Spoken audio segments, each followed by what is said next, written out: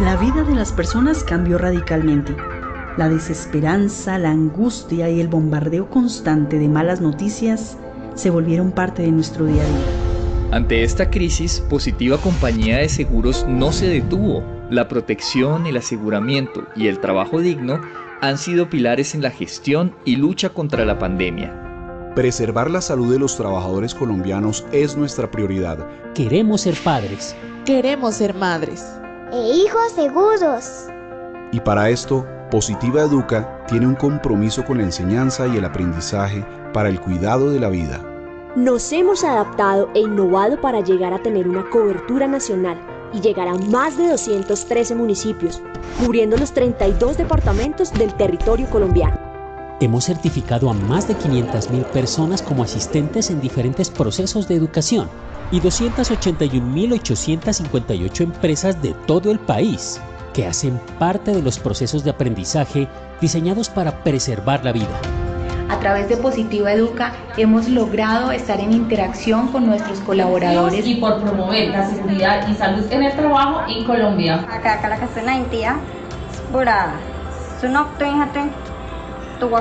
No solo nos preparamos para luchar contra la pandemia, sino para lo que viene después de ella. Nuestra gestión en diferentes zonas del país ha sido fundamental para obtener resultados con la participación de trabajadores en el Atlántico, Santander, Bogotá, El Valle y Antioquia. El cuidado de la vida. En el regreso progresivo y responsable al trabajo es parte de las prioridades del Estado colombiano. Positiva RL, a través de su estrategia Positiva Educa, ve la educación como el puente para lograr resultados, sueños y propósitos, acompañando activamente a más de 6.000 empresas grandes y medianas, así como a más de 400.000 empresas PYME en todo el territorio nacional. Agradeciendo el trabajo que hace Positiva. Debe resaltarse el poder de convocatoria que tiene Positiva para con los trabajadores en Colombia. Día a día nos preparamos para cuando nos volvamos a encontrar. Con alternancia, labor rural, trabajo en red, seguiremos estando al lado de los colombianos. Visítanos en www.positiva.gov.co y www.posipedia.co. Positiva, la aseguradora de todos los colombianos.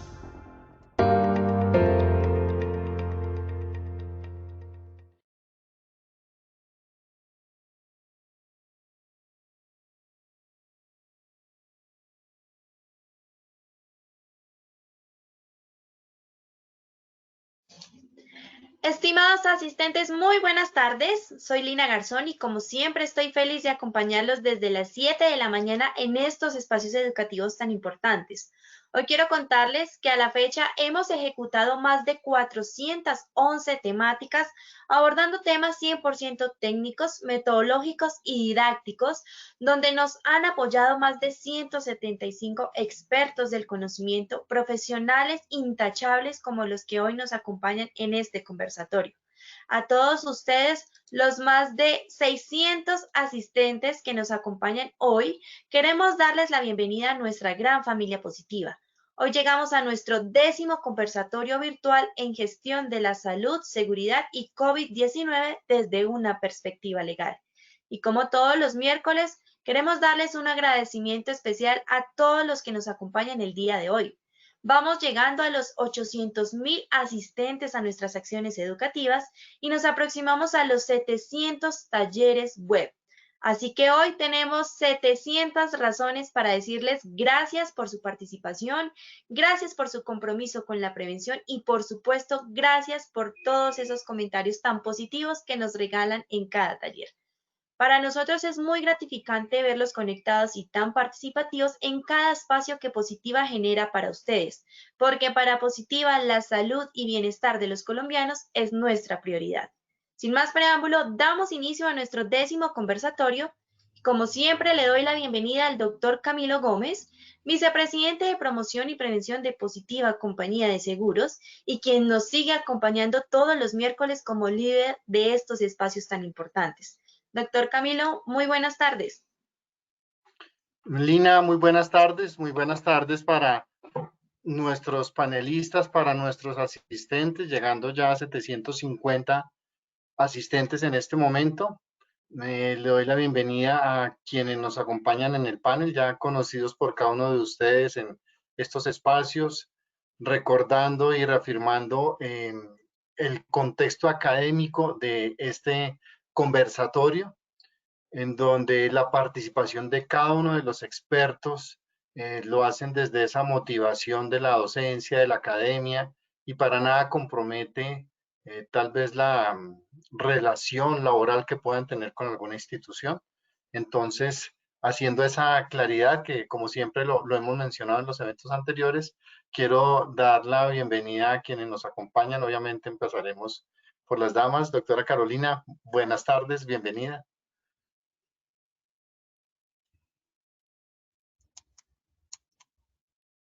Muy buenas tardes, doctor Camilo. Muy buenas tardes a todos los asistentes el día de hoy, a mis panelistas acompañantes. Les mando un grato saludo desde mi hogar y estoy muy contenta nuevamente de compartir con ustedes este espacio académico que la verdad siempre lo espero con muchas ansias porque es demasiado enriquecedor. Muchas gracias. Doctor Jesús Palomino, desde la bella ciudad de Barranquilla. Muy buenas tardes, doctor Camilo, compañeros de panel, doctora Carolina, doctor Iván, doctor Carlos Luis, público que nos acompaña. Lina, una nueva noche, un nuevo día, una nueva esperanza. Gracias.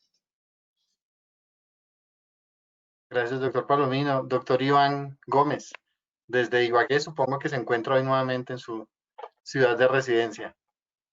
Doctor Camilo, doctora Carolina, doctor Jesús, doctor Carlos, muy buenas noches, todos los asistentes. Desde la ciudad de Ibagué, hoy bastante calor, pero pues comprometidos con las preguntas. Vamos a ver qué tema interesante nos toca el día de hoy. Muchas gracias, Iván. Y doctor Carlos Ayala, bienvenido nuevamente a su espacio, agradeciendo también su asistencia y su constancia. Para todos, muy buenas noches, un grato verlos y compartir con ustedes este espacio académico. Muy amable, muchas gracias. Gracias, doctor Ayala. Entonces, hoy la dinámica pues es nuevamente las preguntas como lo hemos hecho desde el comienzo. Hoy serán a través de los videos que nos han enviado en estos días, con temas obviamente que van cambiando en razón a cuál es el momento del estado de emergencia económica, y obviamente pues hay unas precisiones también importantes. Quisiéramos al final, si nos queda algo de tiempo, alguna precisión sobre lo que han sido estas dos últimas circulares, la 063 y la 064, que viene el doctor Ayala en el último conversatorio nos había hecho una anuncio de algo que estaba por llegar, y efectivamente pues hoy contamos con estas dos importantes circulares para tener en cuenta. Entonces ya casi con esto de verdad que aumentamos en 850 asistentes. Agradecerles a todos quienes nos acompañan desde todo el país, porque este espacio es construido para ustedes, para todas las personas que se interesan por el tema de la seguridad y salud en el trabajo, y específicamente estos marcos regulatorios normativos tan importantes que en última son los que precisan el alcance del actuar de los responsables de los sistemas de gestión de seguridad y salud en el trabajo.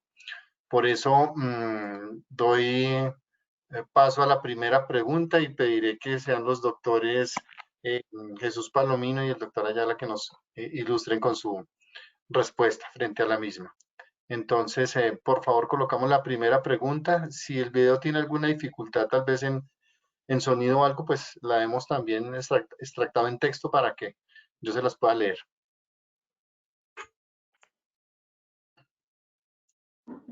Buenas tardes, soy Luisa Cardona de la Fuerza Transportadora Interandina del Carro y quisiera saber cuáles son los documentos del Plan Estratégico de Seguridad Vial que se deben actualizar de acuerdo con la resolución 1565 de 2014, teniendo en cuenta la nueva normatividad por el COVID-19. ¿Y cuáles son los requisitos para estas actualizaciones? Agradecemos a la ADL Positiva por este espacio. Bueno, gracias a Luisa por su pregunta de la ciudad de Cali, una empresa transportadora, y tiene que ver con todo el tema del plan estratégico de seguridad vial. Quiero repetir pues la pregunta que nos hace Luisa desde Cali. ¿Cuáles son los documentos del plan estratégico de seguridad vial que se deben actualizar de acuerdo con la resolución 1565-2014, teniendo en cuenta la nueva normatividad para el COVID-19 y cuáles son los requisitos para esas actualizaciones? Doctor Palomino. Gracias. Le doy la palabra, por favor. Gracias. Gracias. Quiero partir de la parte final de la pregunta cuando nos dice la nueva normatividad. Recuerdo que en el conversatorio número 9, alguna pregunta parecida habíamos respondido y allí habíamos dicho que en este año se expidieron la resolución 7495-2020 que derogó del Ministerio de Transporte la 1231 que nos decía que cuando se registraban los planes estratégicos, los secretarios de tránsito hacían una evaluación a través de una guía. Pues esa resolución obviamente no tiene, digamos, aplicación directa ni afecta al plan estratégico de la empresa, porque era aplicable para las secretarías de tránsito. Y la ley 2050 de agosto 12 de 2020, que modificó y adicionó a la ley 1503-2011, básicamente, y el doctor Carlos Luis ahorita nos podrá apoyar, nos dice que la verificación de los planes estratégicos estarán a cargo de la Superintendencia de Transporte, los organismos de tránsito, el Ministerio del Trabajo, y también nos previene o nos informa que en un plazo de 12 meses se debe expedir por parte del Ministerio de Transporte un programa pedagógico en plan estratégico en seguridad vial. Dicho esto, yo considero que estas dos normas, y me disculpo si mi investigación no fue más allá, no nos hablan de nueva documentación. Entonces yo diría en forma general que hay que actualizar los documentos que se requieran. Obviamente la obligación de la empresa es tener su plan estratégico y frente a la visita que hagan estos entes, presentarla. Entonces yo me imagino que usted indagará internamente las pólizas, actualizar su matriz de EPP, lo que tiene que ver con la limpieza de los vehículos para estar de acuerdo con los protocolos. Esa sería mi respuesta, rogándole al doctor Carlos Luis que me apoye, dado que en esto él tiene mucha más conocimiento sobre el tema. Adelante, doctor Carlos. Buenas noches. Gracias, doctor Palomino. El doctor Palomino, doctor Iván, doctora Carolina, doctor Camilo. Pues muy bien, el aporte que yo daría es que aquí hay una cruce de normas. Esto nace de la ley 1503 del 2011, pero es que esa ley ha tenido modificaciones.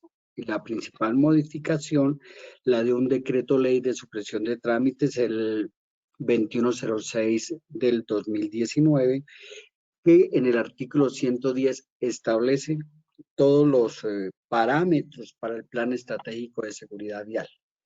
Pero ese plan estratégico de seguridad vial requiere una metodología que debe expedir el Ministerio de Transporte. Sé que el Ministerio de Transporte está trabajando en el tema. ¿Por qué? Porque es que aquí hay un híbrido, porque hay un artículo 12 de la ley 1503 del 2011. Hay un artículo 12 que desaparece. ¿Por qué? Porque llega el artículo 110 del decreto ley 2106 del 2019 y cambia el 12. Después sale la ley 2050 del 2020 y crea el 12A. Entonces, miremos que hay dos artículos, dos 12, el 12 y el 12A. El 12 establece unos elementos para el plan estratégico y establece unas bases, unos parámetros, muy bien. El 12A establece una campaña de capacitación, de una, digamos, una actualización, pero estamos pendientes de esa metodología que debe expedir el Ministerio de Transporte. Pregunta muy bien la representante de la empresa de transporte, porque ella se está rigiendo por una resolución que es la resolución 1565 del 2014. Era una guía, un instrumento. Pero ese instrumento está fundamentado en normas que están derogadas. Y principalmente el decreto 2851 del 2013. Yo le diría, en este momento, la norma actual es el artículo 110 del decreto 2106 del 2019 que establece unos parámetros. No hay un instrumento, no hay nada. ¿Qué debía tomar esta persona? Esa guía. ¿Y adecuarla a qué? A este artículo 110 del decreto 2106 del 2019. ¿Qué sucede? No se ha expedido la norma. Sí se está trabajando en una reglamentación. No me atrevería, como la vez pasada, doctora Carolina, que le dije el contenido de la circular 64, ¿sí? Es más, yo la tenía en el escritorio en ese momento. Cuando estaba hablando con usted, yo tenía la circular acá. O sea, esa fue un archivo normativo. Muy bien. Pues lo dijo el doctor Palomino. El doctor Palomino, porque yo lo decía con tal seguridad, doctora, que usted llegó y recurrió al decreto 491 del 2020, pero aquí no dice. Y yo decía, aquí en la circular sí dice. Pero bueno, eso es parte de este ejercicio. No me atrevo a dar esta chiva porque primero es de una cartera ministerial aparte, pero sí se está trabajando. Sí hay una forma de hacer un plan de capacitación. La seguridad vial se incorpora al sistema de gestión de seguridad y salud en el trabajo. No es algo aislado de lo que es la seguridad y salud en el trabajo. Entonces, la norma que le recomiendo es esta, que observe el artículo 110 del decreto 2106 del 2019. Ojo, los lineamientos de los protocolos de bioseguridad, porque ahí sí hay protocolos, y sobre todo veo que es de carga. Hay para carga protocolos y hay lineamientos y guías. Entonces, yo le diría que si quiere estar como al avance, a la expectativa, tome la guía, pero como referencia. Pero ojo, no tome las normas derogadas que tiene esa guía. La estructura y adecúela a este decreto que le acabo de mencionar, que es un decreto que el doctor Palomino lo ha señalado varias veces. Gracias, muy amable. Gracias, doctor.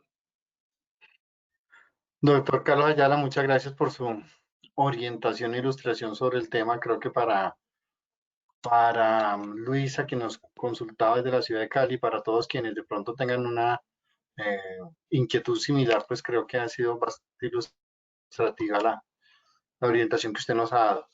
Muchas gracias. La siguiente pregunta voy a pedirle al doctor Iván. Es un tema muy orientado hacia el tema médico, entonces por eso quiero que pues sea usted quien la aborde. Y si de pronto hay alguna apreciación adicional de alguno de nuestros otros panelistas, pues les pediría el favor que así intervinieran, si no, pues para dar celeridad para ver si al final del conversatorio podemos referirnos un poquito a estas dos circulares. Muchas gracias y vamos con la siguiente pregunta, por favor. Muy buen día. Para participar en el conversatorio de asuntos legales de nuestra ARL positiva. Soy el representante legal de la empresa constructora Improsolos Andesas, con sedes en la ciudad de Bogotá y en la ciudad de Duitama.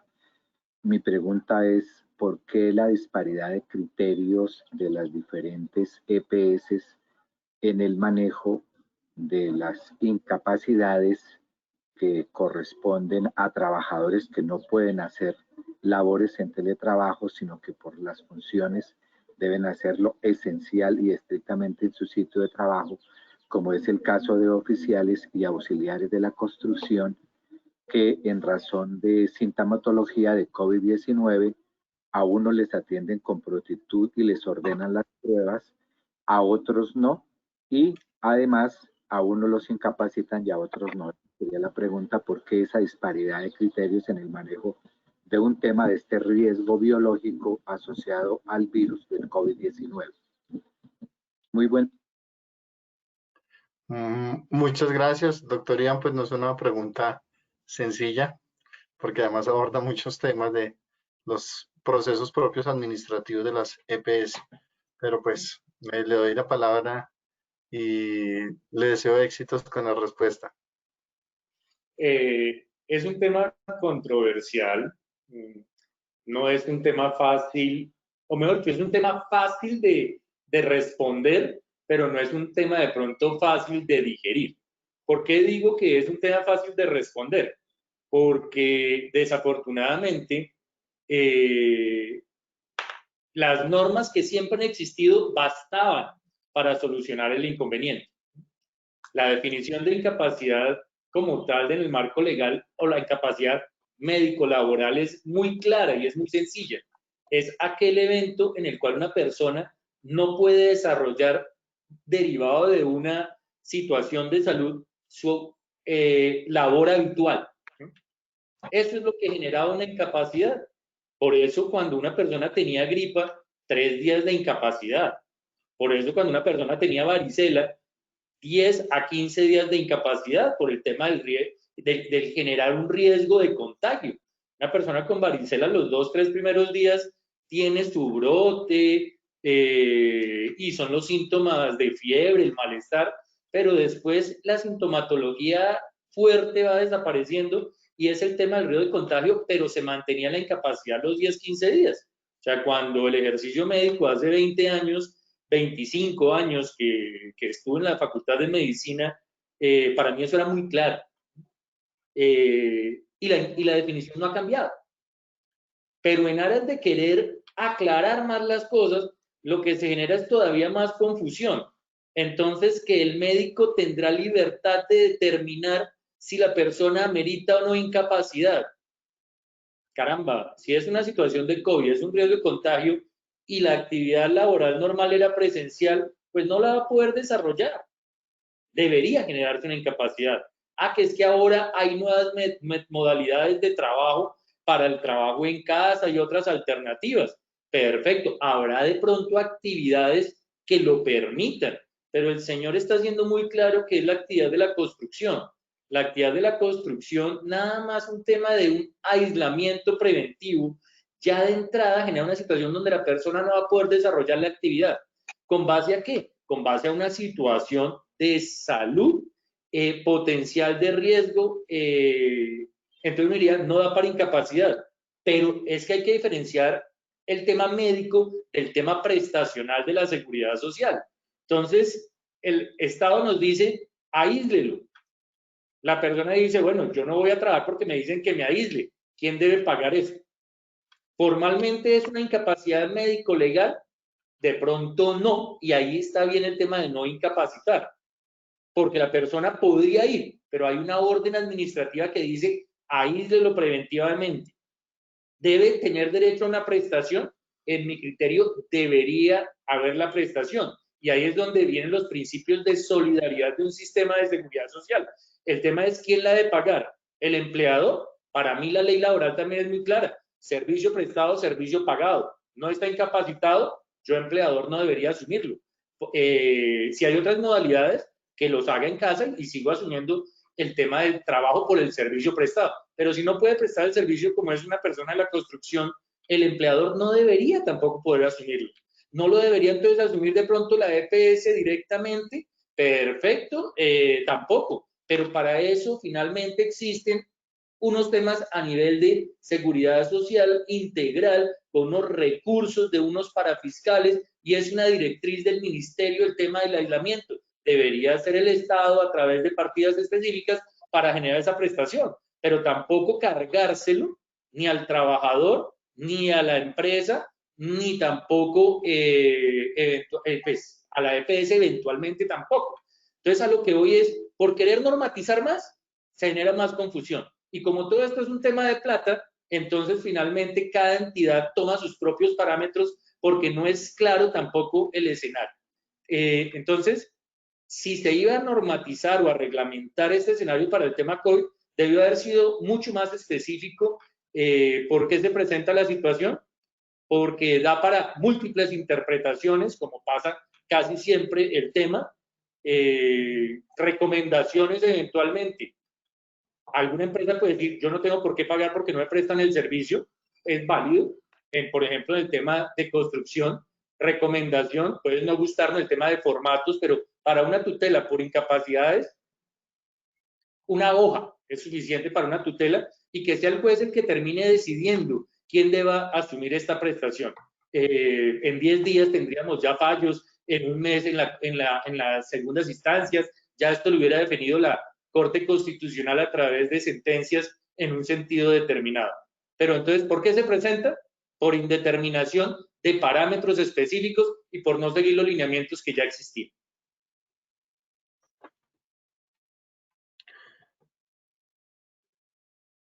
En mi criterio.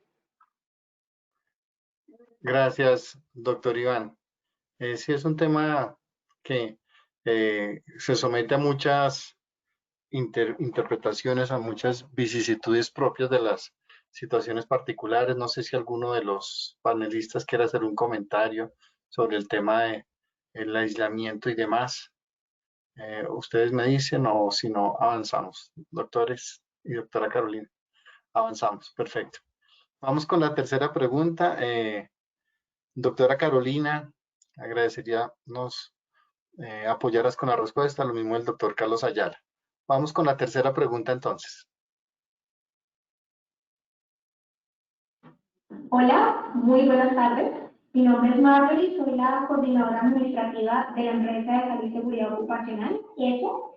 Mi duda del día de hoy es, ¿qué tanta responsabilidad o cuál es el alcance que tiene la ARL frente al sistema de gestión en nuestra empresa? ¿Es cierto que la ARL debe hacerlo el sistema de gestión o cuál es el alcance?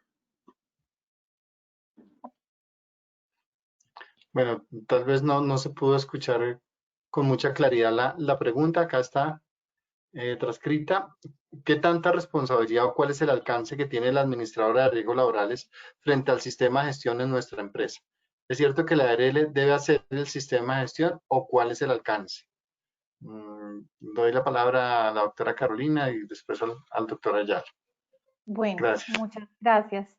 Aquí, en esta pregunta, la verdad, pues yo detecto dos inquietudes. La primera es cuál es la responsabilidad de la ARL frente a temas de seguridad y salud en el trabajo, y la otra, si la ARL debe o no realizar todas las actividades o implementar más bien el sistema. Entonces, para dar respuesta a esta pregunta, tenemos que dirigirnos al decreto 1072 de 2015, en sus artículos 2.2, 4, 6, 9 y siguientes, si el doctor Ayala me corrige si estoy citando mal, que las tiene más precisas las normas, pero puntualmente hago referencia a las normas que estoy mencionando y siguientes. ¿Por qué? Porque acá el decreto es muy ordenado y nos dice cuáles son las responsabilidades de las partes. Y cuando habla de la ARL nos dice que sus obligaciones puntuales en materia de seguridad y salud en el trabajo es brindar asesoría y asistencia técnica a las empresas, además de capacitar a los comités paritarios.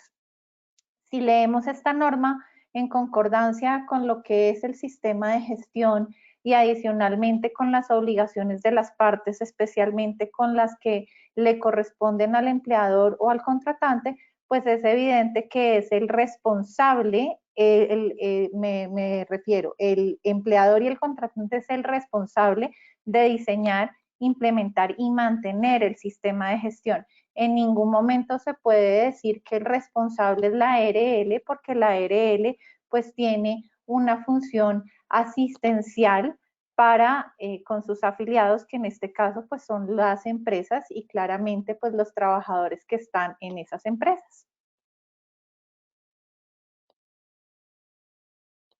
Muchas gracias, doctora Carolina. Doctor Carlos Ayala, agradezco su intervención. Doctora Carolina, buenas noches, estamos completamente de acuerdo. ¿Qué sucede? Esto tiene su historia. La historia se deriva en la circular unificada del año 2004. Antes de eso se profirieron otras circulares.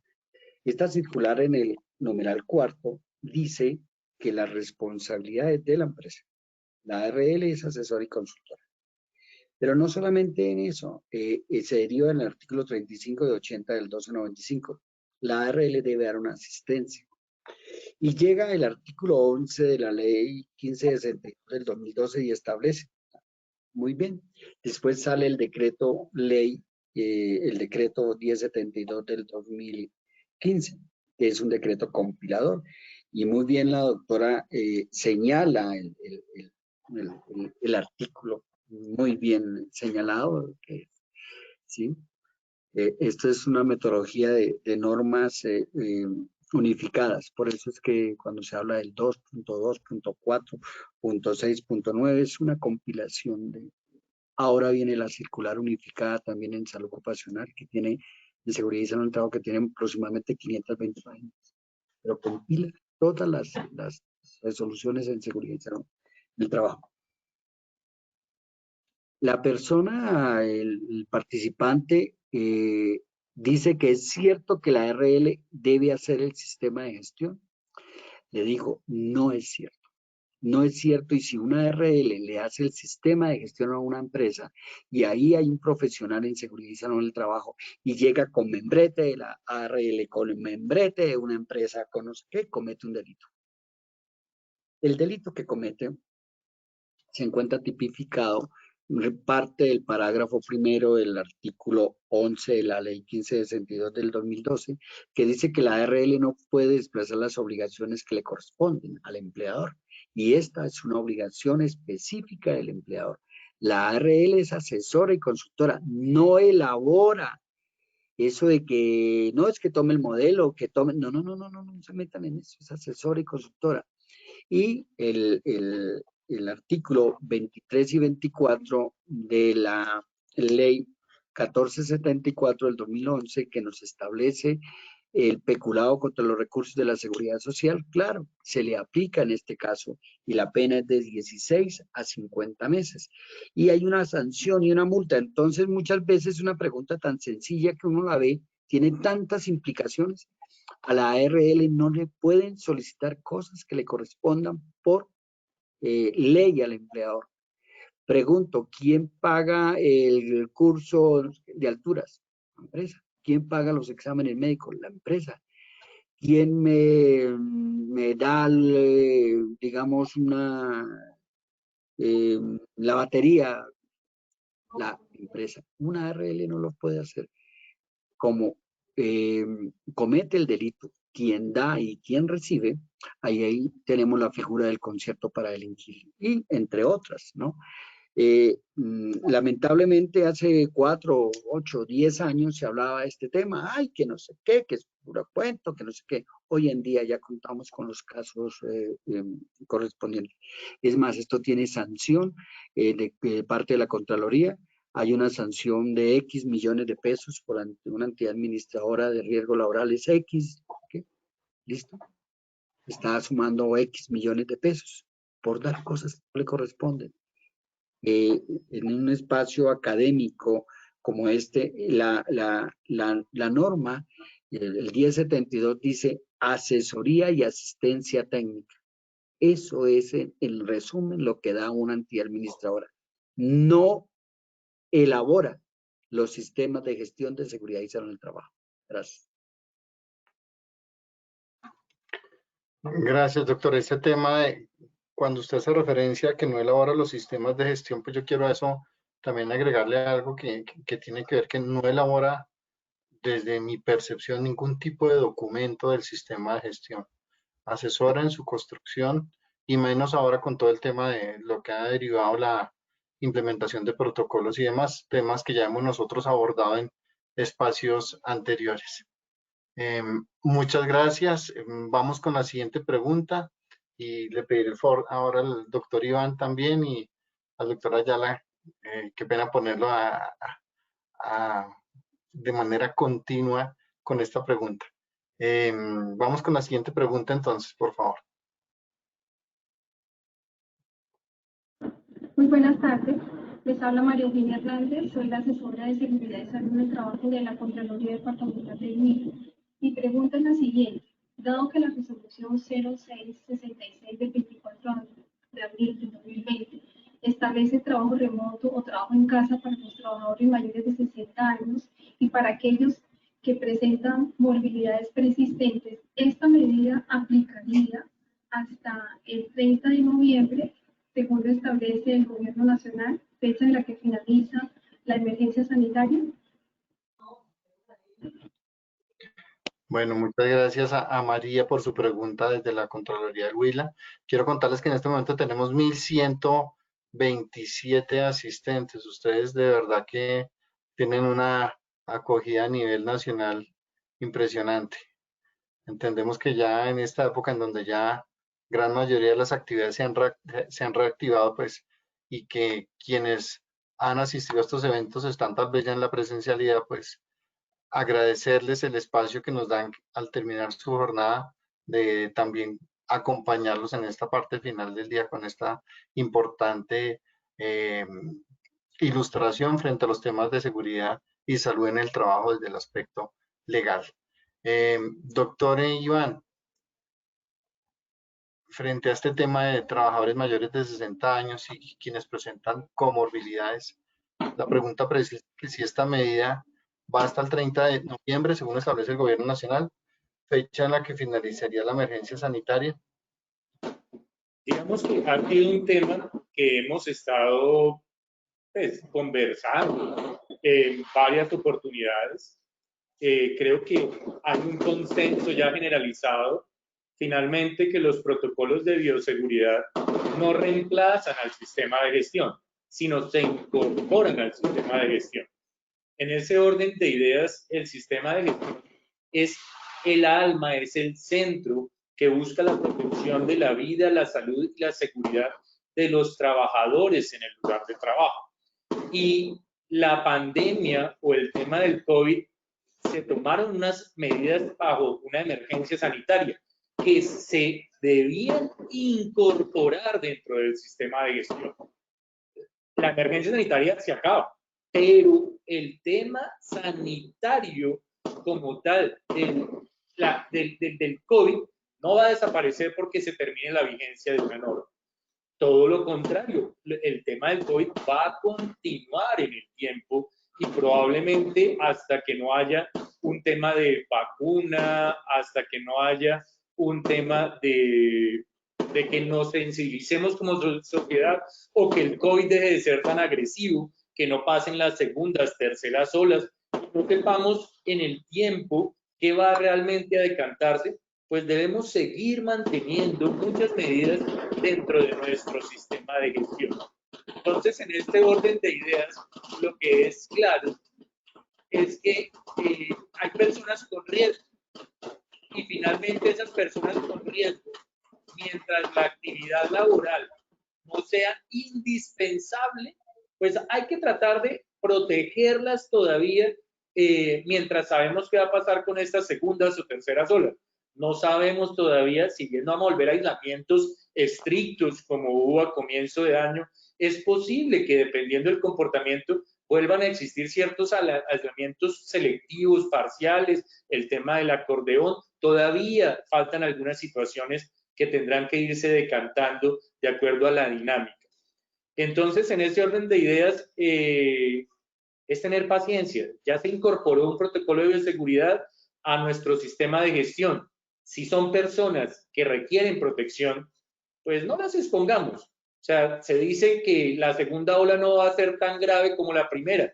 Y una explicación que dan de entrada a todos los gremios de salud es porque ya se murieron de pronto los que se tenían que morir. Podrá sonar crudo, feo, pero si protegimos a determinadas personas, ¿para qué las vamos a seguir exponiendo? Falleció mucha gente obesa, hipertensa, ha fallecido mucha gente de determinadas edades y con comorbilidades. Tiene ahora una apertura. Pues tratemos de seguir cuidando a estas personas y sigamos mirando a ver qué va sucediendo. Conclusión, el sistema de gestión de cada empresa, dependiendo del riesgo, será el que deberá determinar ese tema de la reincorporación progresiva o total que se vaya a dar dependiendo de la misma dinámica de la economía y del tema de la salud pública. Gracias, doctor Iván. Doctora Ayala. Gracias. Estamos de acuerdo, doctor Iván, y el sistema de gestión es el que toma estas comorbilidades. Y dice la representante, persona que labora en la Contraloría, que el 30 de noviembre se acaba. Yo, de antemano, yo creo que los Reyes Magos van a llegar con tapaboca. Entonces, la vacuna, y me atrevo a decir que llegamos hasta Semana Santa. Hay que tener en cuenta la circular 66, pero hay que tener en cuenta la circular 30 del Ministerio de Salud y la parte de comorbilidades, que son, pero hay comorbilidades, porque es que ahora todo el mundo es comorbilidades. Qué pena, no todo, no me atrevo a generalizar, pero también hay trabajador que está estable, que se controla, se cuida, hay concepto médico, esa persona puede trabajar. Lo mismo, hay que mirar qué dice la circular en materia de la ampliación de la emergencia sanitaria. La resolución 1462 del 2020 habla de mayores de 70. Se recomienda que ese autocuidado, ya no existe la prohibición. Antes no puede salir porque es que usted es mayor de 70 y ya se va a morir. No. Eso ya olvidémonos de eso. ¿Qué tiene 60? Hombre, pero está una comorbilidad que está controlada. Hombre, tiene 60 y goza de buena salud y quiere trabajar y la empresa lo necesita y lo requiere. Hombre, puede trabajar. ¿Que se acaba el 30 de noviembre? No se acaba el 30 de noviembre. Es más, ahí está el subsidio a la nómina. Miren, llegamos hasta marzo del año entrante y hay otras medidas que se están tomando en esta materia. Entonces la respuesta es, hay que mirar las comorbilidades, el concepto médico es muy importante, la clase de trabajo que realice esta persona, si esta persona es de labores académicas, intelectuales, que puede hacer trabajo en casa o teletrabajo, listo. Pero es que hay actividades que no pueden hacer esa labor. Me imagino un maestro de obra haciendo trabajo en casa. No, esto no tiene sentido. Pero ¿cómo le vamos a quitar esa posibilidad a ese maestro de obra de 60, 61, 65 años que tiene toda la experiencia del mundo? Hombre, las canas valen. Tienen una gran repercusión. En otras civilizaciones, el hecho de tener canas es un lujo y un privilegio. Y muchas veces una persona aquí de cierta edad ya lo estamos arrinconando. Y más con todas estas normas. No, usted tiene más de 60 años. No lo contrato. Porque usted usted se murió. ¿Qué es eso? ¿Qué es eso? No, señor. Estamos discriminando a las personas por su edad. No puedo generalizar. Pero sí he encontrado 5 o 6 casos que el pobre, oiga, es que yo ya me jodí, tengo más de 60 años. No, usted no se jodió. Usted tiene algo que se llama la experiencia, el conocimiento, tiene esa sabiduría, usted tiene un concepto médico, hombre, que lo contrata. Y tocó quedar un concepto diciendo, la empresa, bueno, si el ministerio dijo que sí, que usted, no, pero es que yo no digo, es que dice su médico. Hay que abrirle las puertas, hay que no discriminar, vuelvo y hablo, no cerrar las puertas, permitirle a la persona de edad que tenga comorbilidades y controladas o mayor de 70 sin comorbilidades que pueda ejercer una profesión, arte y oficio. Gracias. Muchas gracias, doctora Ayala. Pues es claro que es un tema propio de cada organización en lo que representa la gestión propia de la seguridad y salud en el trabajo y todos esos aspectos propios de algunas tareas en donde sabemos que estas personas incluso con su edad gozan de una experiencia superior a quienes de pronto no desarrollan esa labor. Recordemos a la figura de los artesanos en la historia, que hacía que frente a ellos se protegieran este tipo de personas porque eran quienes tenían el conocimiento. Vamos con nuestra siguiente pregunta, doctor Palomino y doctor Iván. Agradecería que ustedes nos apoyaran con la respuesta, con la pregunta número 5.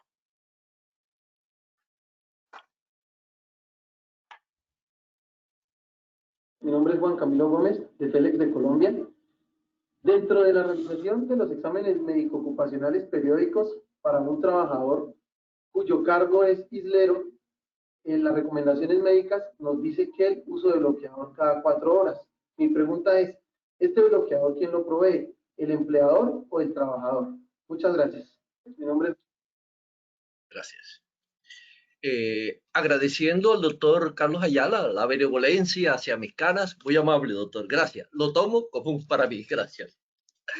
Doctor Camilo, quiero apoyarme en una de sus palabras cuando dijo que hay personas que nos siguen. Sí, efectivamente se ha convertido en una sana costumbre cada 15 días sintonizar los conversatorios. Estamos haciendo academia y conozco de algunos grupos sociales, uno de ellos, de mis afectos, tomando café con María José, que juiciosamente discuten las preguntas, comentan. Entonces, saludos para ellos y qué bueno que las personas discuten, analizan, a veces están en contravía de lo que decimos, pero estamos generando, y eso es lo que se quiere, crear conocimiento y compartir experiencias. Gracias a los grupos sociales, WhatsApp, etcétera, que nos siguen. Bueno, con respecto a la pregunta número 5, quiero analizarla de esta manera. La persona, el trabajador, acudió a la cita médica en cumplimiento del cronograma que señaló que para tal fecha debían hacerse unos exámenes periódicos. Por tanto, está dentro de una actividad del sistema de gestión de seguridad y salud en el trabajo. Por obvias razones, mi respuesta sería sí, señor, porque esa recomendación médica es para prevenir o para atender o para mitigar los efectos que el factor de riesgo generado por el empleador le está causando.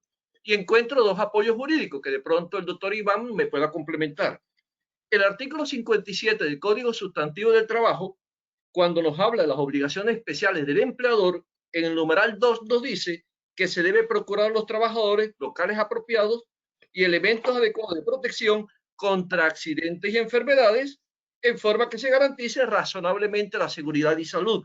A su turno, la resolución 2400 del 79, que no por ser viejita ha perdido vigencia, gracias, los viejitos estamos vigentes. Esta resolución, aprovechando la 2400, que muy poco se estudia y debiera ser una base de todo profesional técnico y tecnólogo, es nuestro documento, es el Estatuto de Seguridad Industrial.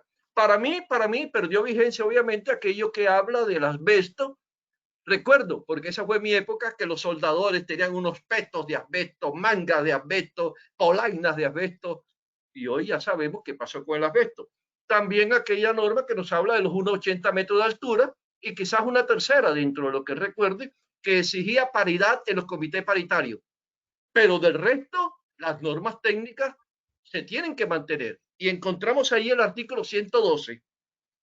Estoy hablando de la resolución 2400 del 79, cuando señala que como complemento de la protección colectiva se dotará a los trabajadores expuestos a radiación ultravioleta de gafas, etcétera, etcétera, y resalto, y cremas aislantes para las partes que queden al descubierto.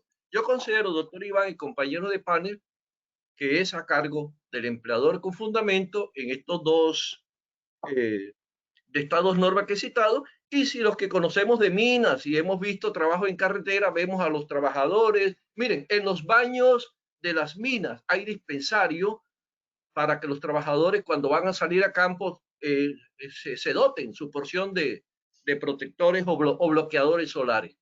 Para mí, el empleador está obligado. Adelante, doctor Iván.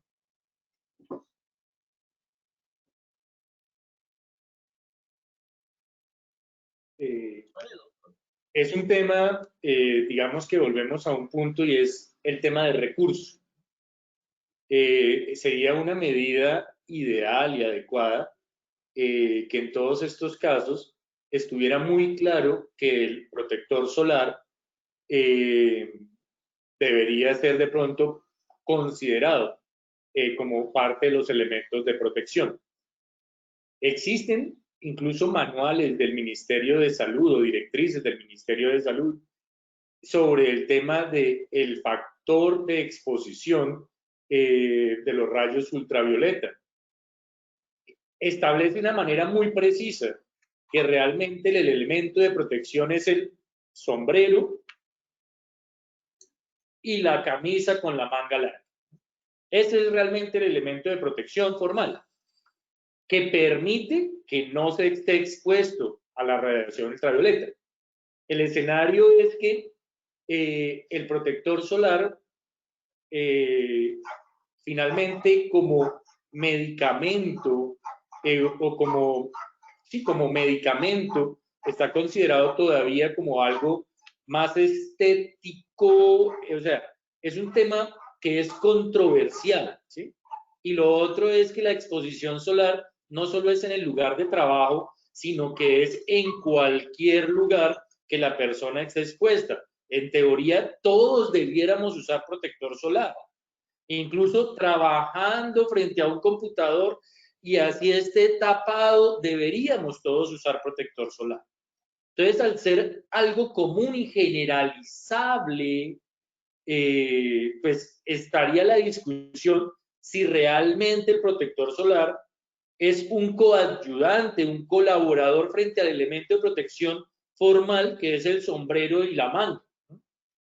El ideal, ¿sí?, sería que estuviera muy preciso en una norma para evitarnos discusiones si sí o si no. Incluso existió proyecto de ley para tratar de generar esto formalmente frente al factor de riesgo de exposición.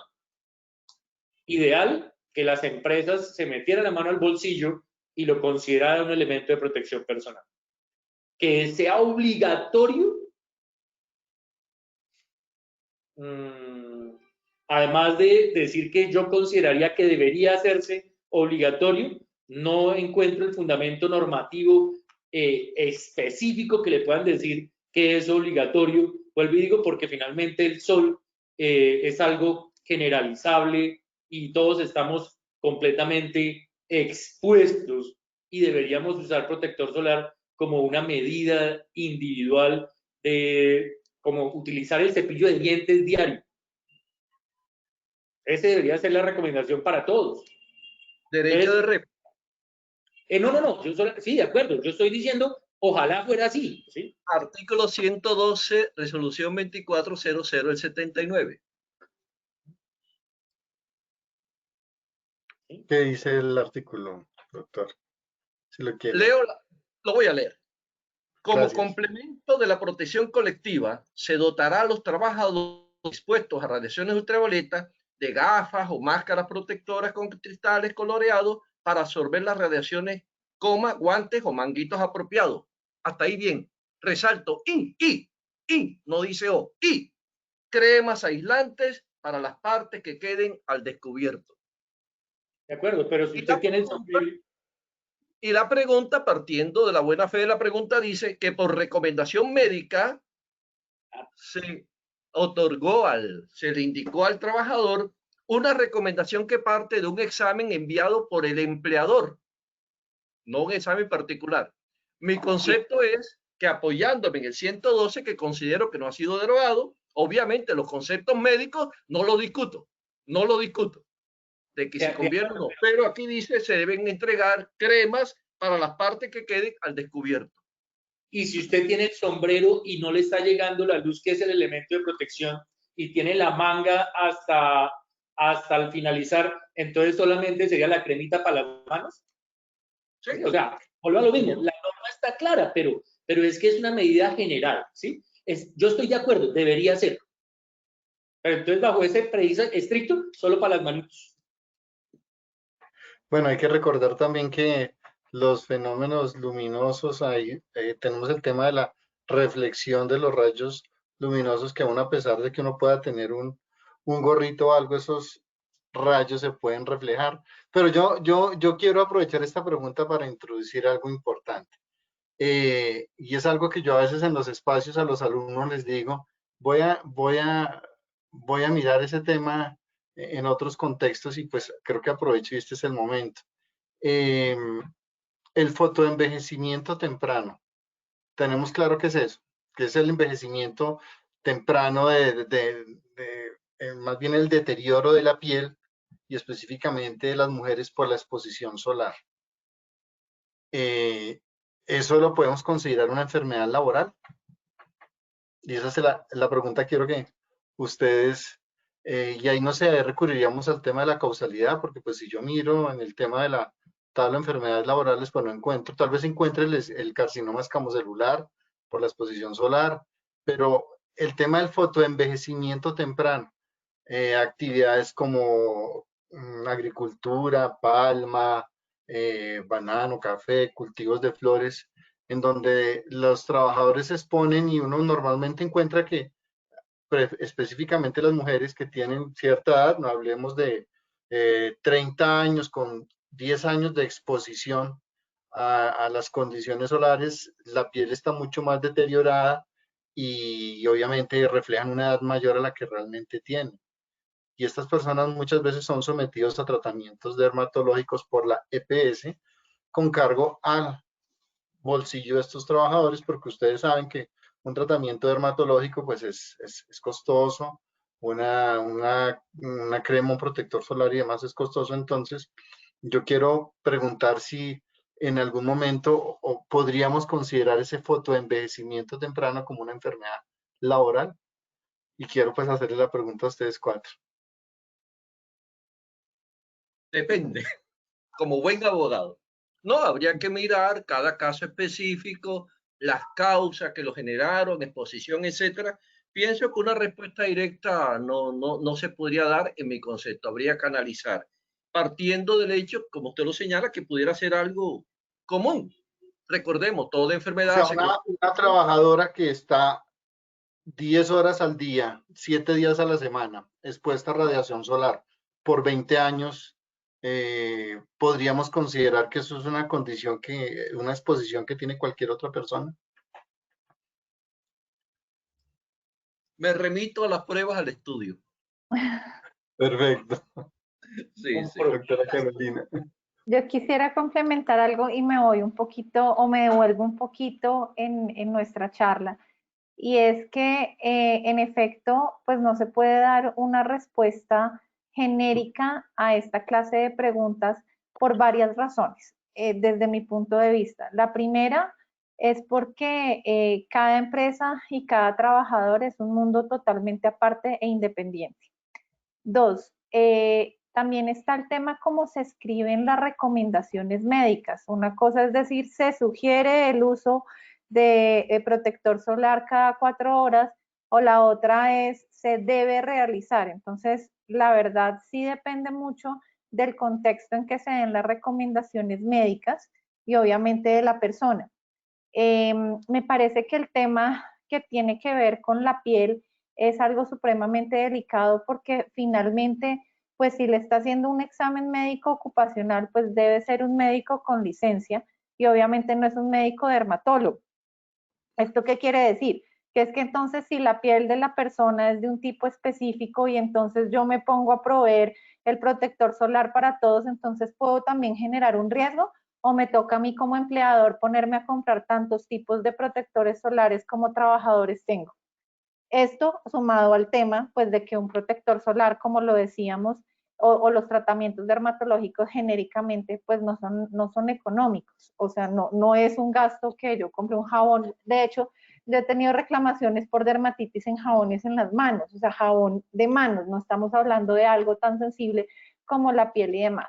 Entonces, yo la verdad pensaría que es un caso que se debería analizar en un caso específico, tal vez en un caso como el que plantea el doctor Camilo, de una persona de exposición de mucho tiempo, podría revisarse ya en el tema puntual la causalidad y que realmente se configure una enfermedad laboral, pero yo me atrevería a decir en principio que para llegar allá es mucho camino el que toca atravesar y finalmente también acaba inmerso un tema de cuidado personal.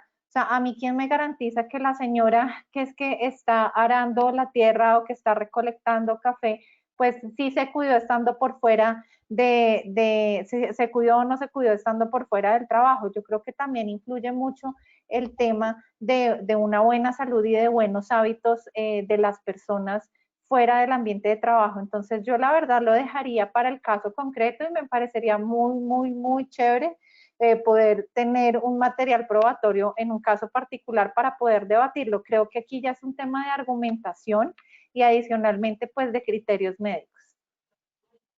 Gracias, doctora. Doctor Iván. Para mí la respuesta es, debería ser una enfermedad laboral. ¿Por qué debería ser? Porque finalmente está clarísima la relación de causalidad. Para mí, ¿sí? Médicamente es lo que genera el fotoenvejecimiento, ¿sí? Porque es que además es una realidad. Miremos a las personas que trabajan en agricultura, su calidad de piel y la edad que ellos proyectan. ¿Y a qué se debe? Pues a su tema laboral. O sea, digamos que la evidencia está ahí. El escenario, volvemos al mismo tema. ¿Quién va a asumir esos costos? Porque o sea, la hidratante entonces, ¿y qué marca de hidratante? Acid Mantle, o vamos a mirar algo ya de un costo diferente, vamos a ir pero no solo o sea, es que hay de todos los tipos de crema. Y no solo en las mujeres, los hombres también. Entonces, sí, la enfermedad laboral, claramente, para esas personas estaría demostrado. O sea, es muy fácil demostrar la relación de causalidad. Gracias, doctor Iván. Doctor Carlos Ayala.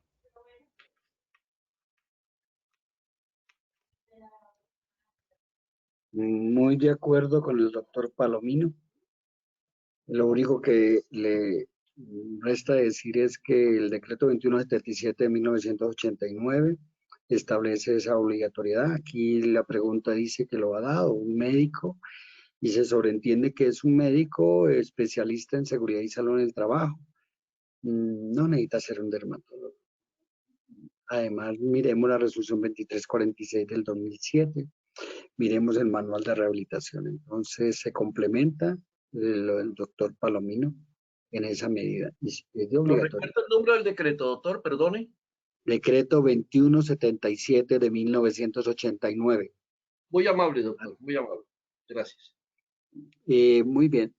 En cuanto a la pregunta, doctor Camilo, nos vamos al CIE 10. Y en el CIE 10 encontramos parte de esa patología.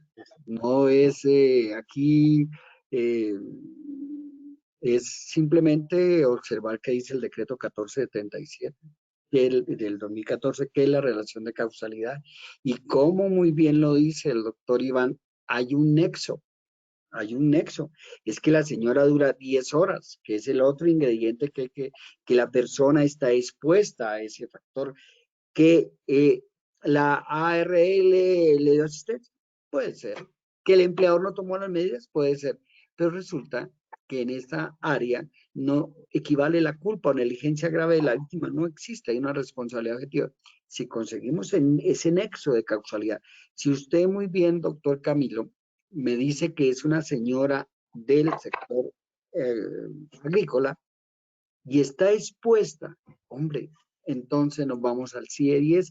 Es más, hay unos estudios de OIT en esa materia, entonces sí hay antecedentes técnicos y jurídicos para decir que esto es una enfermedad laboral. Gracias. Sí, específicamente los códigos L55 a L59 del CIE 10, trastornos de la piel y los tejidos subcutáneos relacionados con la radiación. Doctor Camilo, hasta ahí no he llegado a memorizar el CIE 10. No, yo lo estoy más de 9.000, son más de 9.000. Pero sí recuerdo esa numeración. Yo lo único que me acuerdo es el 999. Bueno, muchas gracias. Yo aquí tengo una ayuda, yo sé. Entonces. La parte jurídica. pero interesante ese tema de la precisión que hace el doctor Ayala en si estamos frente a una enfermedad diagnosticada que está en el CIE-10, pues ya es un tema claro de causalidad. Bueno, muchas gracias y ya podré decirle a mis alumnos que pude tener claridad frente a esta duda que siempre... Es una tarea que puso ayer. No, era una tarea que tenía yo, esa es parte de la tarea. Ahora viene otro pedazo, pero obviamente no es el espacio para contarles acá. Propósito que se tiene. Bueno, muchas gracias. Vamos con la siguiente pregunta, con la pregunta número 6. Bueno, es un tiempo de un corto café, entonces, pues, Lina, te agradezco. Tenemos 1150 asistentes en este momento. Te agradezco si nos puedes referir a algunos de los comentarios que nos hacen. Yo aquí tengo un poquito de agua, el día ha sido caluroso en Bogotá, entonces... Claro que sí. Bueno, yo quiero que primero que todo nos vayamos alistando para la foto.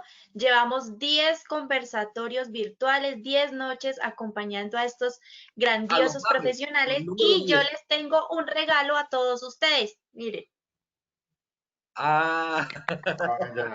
Ya. Aplausos virtuales para nuestros expertos. Quiero que nuestros asistentes... Quiero aplaudirlos a ellos.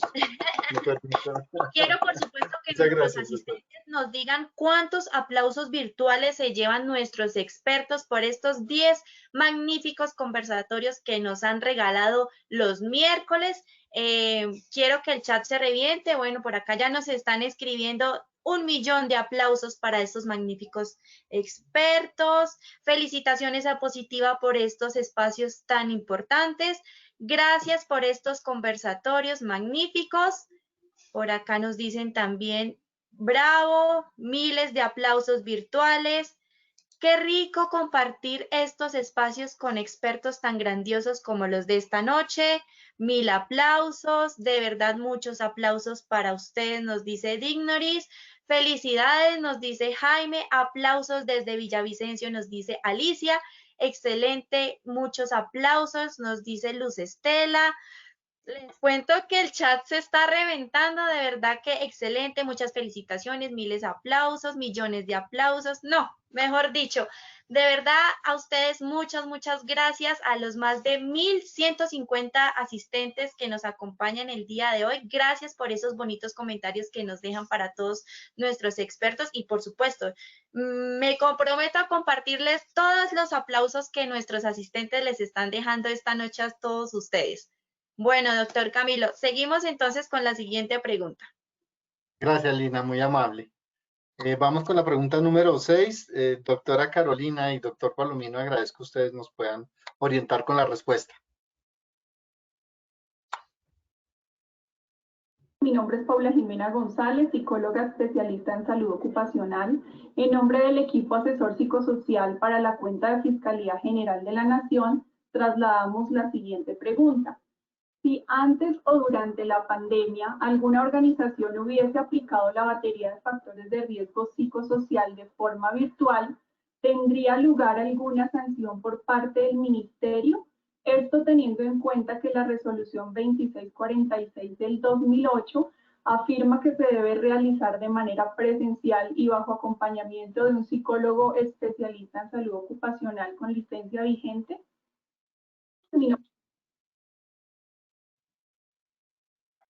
Gracias, doctor Palomino.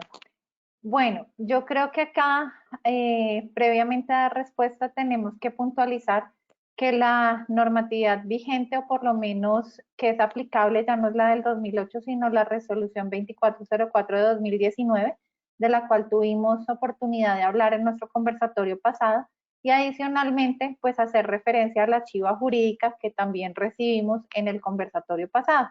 Es decir, a la circular 064 de 2020 emitida por parte del Ministerio de Trabajo sobre este tema.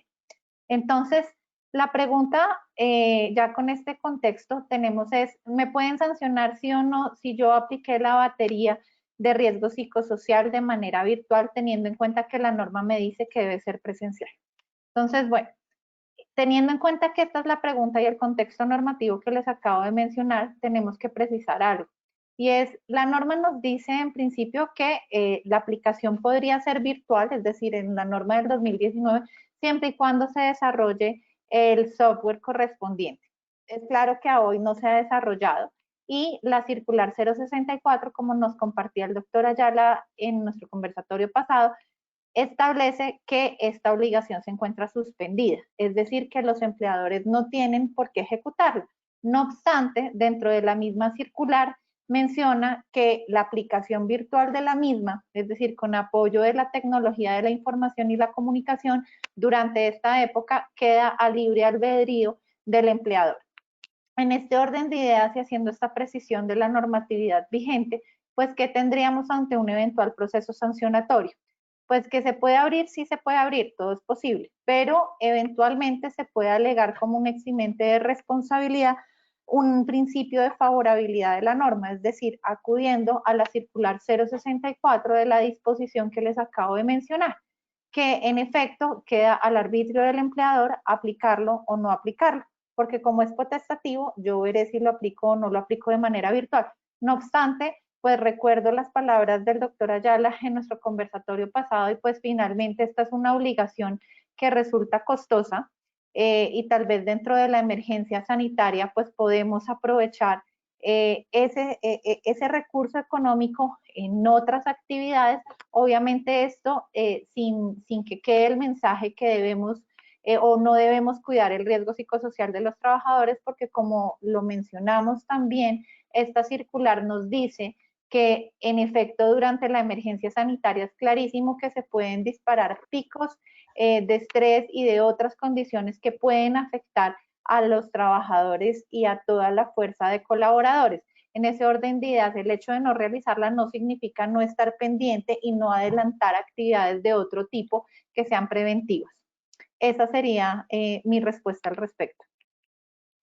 Gracias, doctora Carolina. Efectivamente estoy de acuerdo con usted porque yo no veo en este momento un incumplimiento grave de la norma, porque veamos qué efecto o perjuicio pudiera haberse causado, siempre y cuando, obviamente, si la empresa lo hizo de manera virtual, que no ha causado perjuicio desde el punto de vista físico, sería discutible algo psicológico en la persona, porque no hubo nada, no hubo presencialidad. Repito, siempre y cuando se haya elaborado o al frente hubiera estado un psicólogo especialista.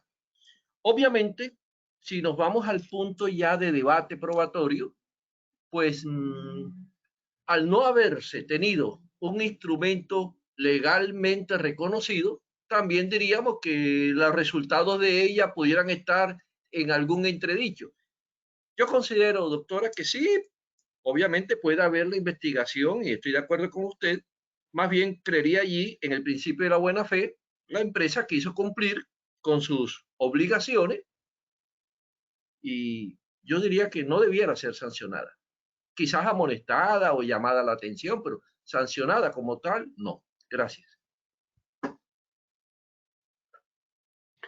¿Algún comentario adicional de nosotros dos panelistas sobre el tema? Doctor Iván, doctor Carlos Ayala.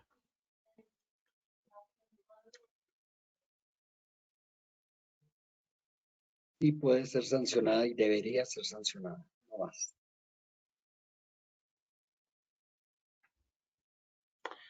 Perfecto.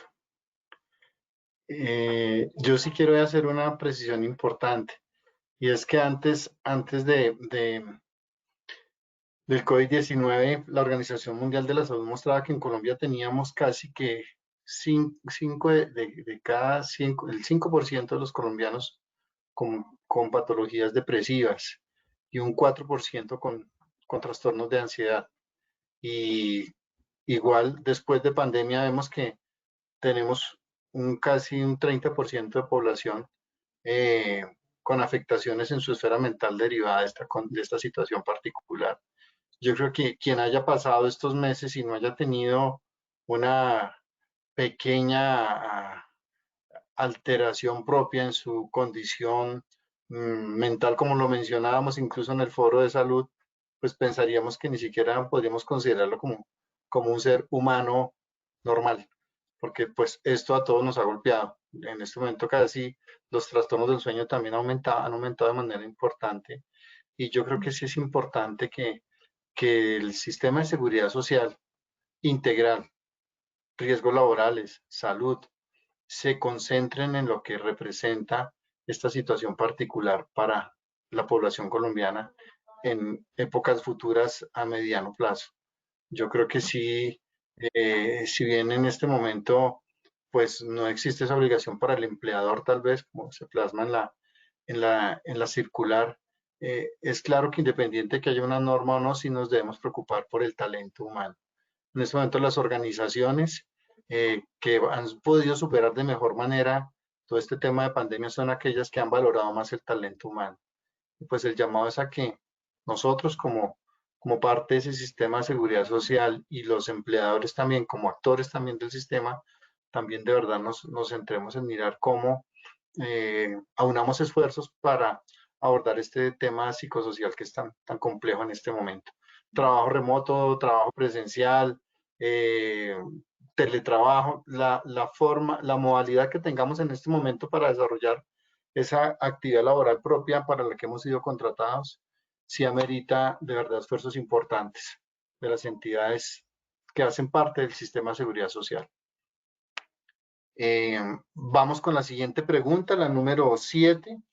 Le pediré nuevamente al doctor Iván y al doctor Ayala que nos apoyen con esa respuesta. Jaime Yepes Alzate, profesional especializado salud ocupacional industrial y carrera de Caldas. Bueno, en la matriz legal y en la matriz de identificación de peligros y valoración de riesgos, pues habría que introducir algunos elementos propios del COVID-19. Pregunta, ¿se pueden hacer como anexo o tienen que quedar como definitivos por haberse presentado en algún momento? Toda vez que si se logra controlar el COVID, pues esa es una pandemia que desaparece ya como una amenaza. Entonces, ¿se tiene que dejar permanente o no?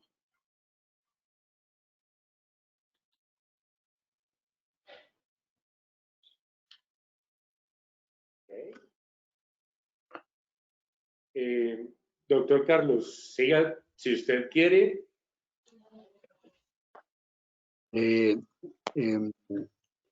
Doctor Palomino, tal vez yo me atreví a decirle en la pregunta anterior, porque es que yo he proferido multas. Entonces, créame que por eso simplemente dije, hay que multarla, hay que multarla. ¿Cómo me van a agarrar una resolución derogada? ¿Cómo me van a agarrar una virtual cuando no existe el software? No, adivinos, ¿no? Mejor dicho, magos ahora. Sacaron el software que no ha sacado el ministerio. No, pero qué belleza. Y con norma derogada y respetando el psicólogo especialista que es el que debe realizar esto. Hay trabajadores sociales que no tienen qué hacer en esto y firmando batería de factores de riesgo psicosocial. No. Entonces, discúlpeme que me emocione, doctor Palomino. No, tranquilo. Sí, solo que mire, sí, recuerde que dije no, pero es que usted tan suave, en el caso a mí me ha tocado que sancionar empresas. Ah, perfecto. ¿Sí? Entonces, por eso es que yo estaba ahí entonces ya doctor, con mi respeto, doctor Palomino.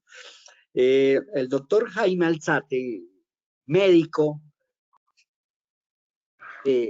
un cordial saludo. Esto no es un anexo, esto forma parte de los sistemas de gestión de seguridad y salud en el trabajo, parte de los protocolos, y lo tiene que llevar al sistema de gestión. Empecemos por el 1072, que tiene que ver que la parte de las condiciones, ahí hay factores de riesgo biológico. La matriz legal se ve afectada completamente, se ve afectada toda la documentación, y la documentación dice el decreto 1072, los protocolos de seguridad. Hombre, es que ahora le llamamos protocolos de bioseguridad, ahí ingresan los protocolos de bioseguridad. Identificación de peligros, evaluación y valoración del riesgo, también.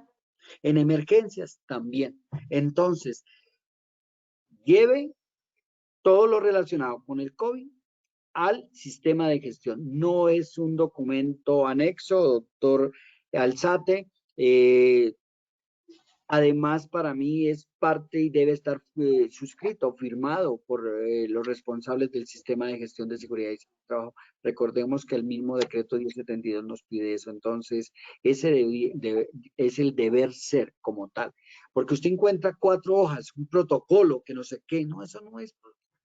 Eso no, y van y lo registran en la alcaldía, no sé qué es. Y todos son iguales. No, todos no. Unos son copia y pegue. Ahora se venden hasta por internet, duraron vendiendo por internet un resto de protocolos y lo están todavía vendiendo desactualizado. No, eso no tiene presentación. ¿Qué pasa en un caso de un siniestro y todo? Su protocolo. Desactualizado completamente. Entonces, doctor Alzate, un saludo y no es un documento anexo, pertenece al sistema de gestión de seguridad y salud del trabajo. Gracias.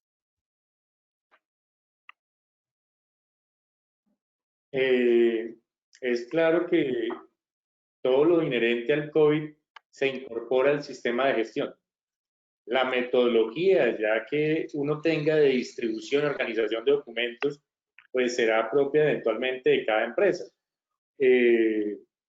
Digamos que el tema es la pregunta formal, la palabra anexo, si la entendemos como algo accesorio, no principal, y que no se incorpora, pues obviamente tendería a ser estigmatizado. Pero hasta en las mismas normas que se expiden está la norma y el anexo técnico, que hace parte de la norma, ¿sí? Entonces, digamos que lo importante aquí es si va a ser transitorio o se va a incorporar de manera definitiva, y hay que tener en cuenta es que toda la documentación que se tiene del sistema de gestión y el sistema de gestión en sí mismo es algo que va siendo cambiante, modificable, de acuerdo a las circunstancias específicas. El COVID se va a quedar para siempre, ¿sí? Dependerá desde la situación ya específica, de los riesgos de contagio, pasará a ser un virus normal con factor de riesgo de exposición del tema de virus para una matriz de riesgos. O sea, las cosas se van a ir decantando dependiendo de la evolución, pero si va a ser permanente, pues dependerá de cómo se vaya dando la situación.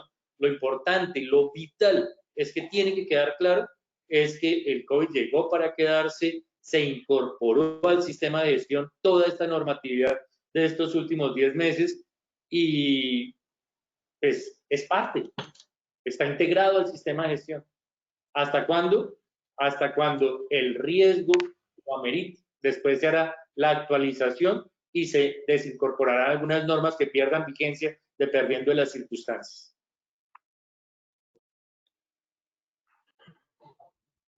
Muchas gracias, doctor Iván, doctora Ayala.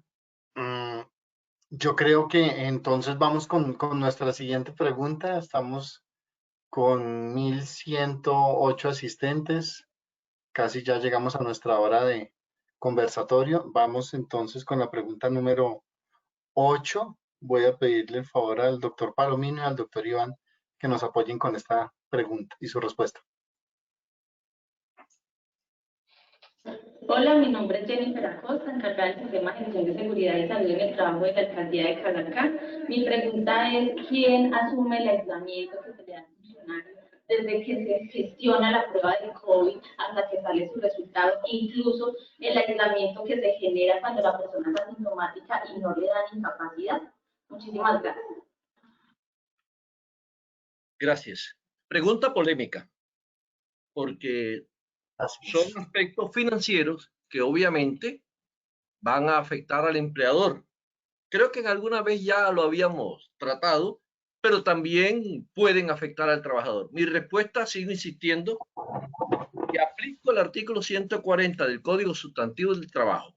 ¿Y por qué lo aplico? Miremos el aspecto lógico. El trabajador se presentó y en recepción le dijeron, tiene síntomas, regresa. O sea, el empleador le ordenó, regrese a casa, vaya al centro de diagnóstico. Por una orden del empleador, regresa a casa y no vuelva a trabajar. O el trabajador llamó por teléfono y le dijeron, yo creo que mirando ese contexto, ¿por qué está en casa? ¿Se quedó él porque quiso o alguien le dijo? Y como no tengo que mirar el balance del sistema, porque el artículo 140 es claro cuando dice, sí, no hay prestación de servicio por disposición o culpa del empleador, para mí es el empleador. Ahora, recordemos que en la pregunta no se habla que el médico no le dio incapacidad, porque entonces ya entraríamos al segundo estamento. Vamos a presentar una tutela ante la EPS, porque si usted no me da incapacidad, que son otros rangos. Pero mi respuesta concisa, si es el líder del sistema, un funcionario de la empresa que le dice al trabajador, quédese en casa y espere los resultados, artículo 140. Gracias. Lo paga el empleador. Gracias, doctor Iván. Me encantaría que los jueces tomaran un rol protagónico para que esta discusión se terminara y hubiera una jurisprudencia unificada en ese sentido. Y creo que debería decidir la Corte Constitucional, porque esto es un tema financiero complejo.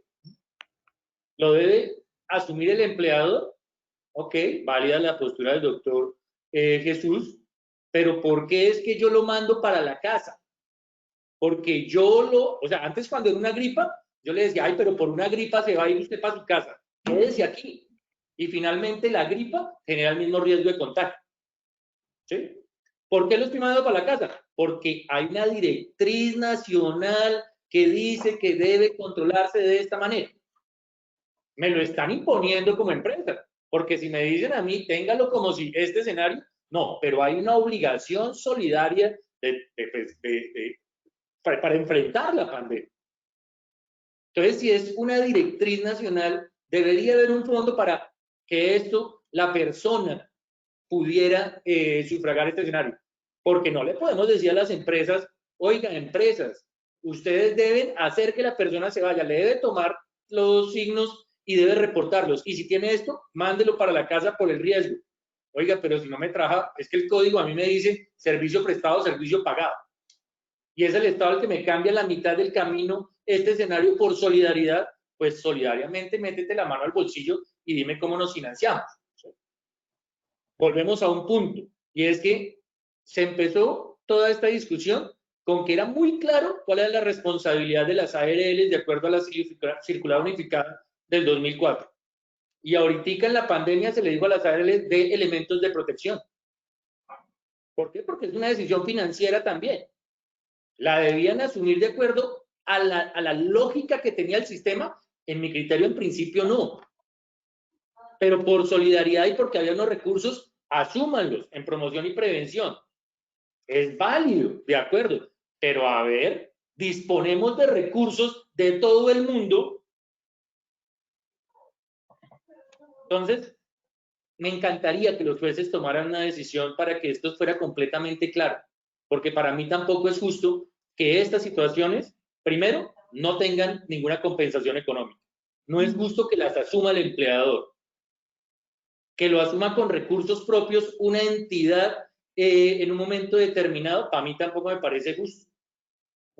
Entonces, señores jueces, por favor, normatividad hay, que depende del médico, a discreción del médico, pero ya vimos que tantos médicos y tantas presiones existan, porque a veces sale el indicador, se dispararon las incapacidades, y cuando dicen se dispararon, siempre hay que tender a bajarlas.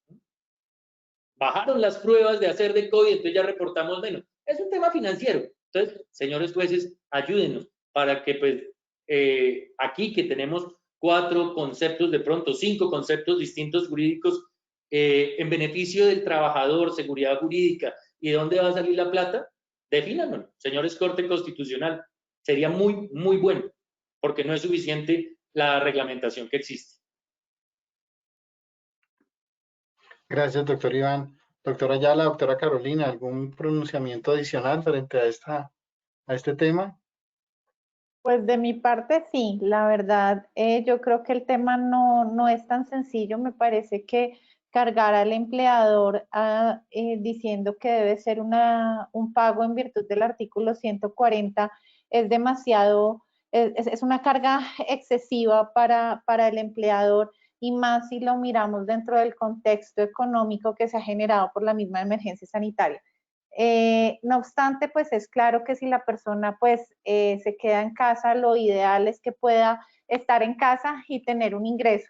Para llegar a ese punto medio, por ahora, yo lo que sugeriría es que se revisaran las últimas circulares que sobre el tema sacó el Ministerio del Trabajo. Podemos hacer uso de otras novedades en la nómina, no sé, permisos compensables, vacaciones, otra clase de figuras que me permitan darle al trabajador esa posibilidad que esté en casa, guardando su aislamiento preventivo obligatorio y a la vez recibiendo un dinero. No necesariamente tiene que ser el salario al 100% y no necesariamente es la figura del artículo 140. Gracias, doctora Carolina. Doctora Ayala.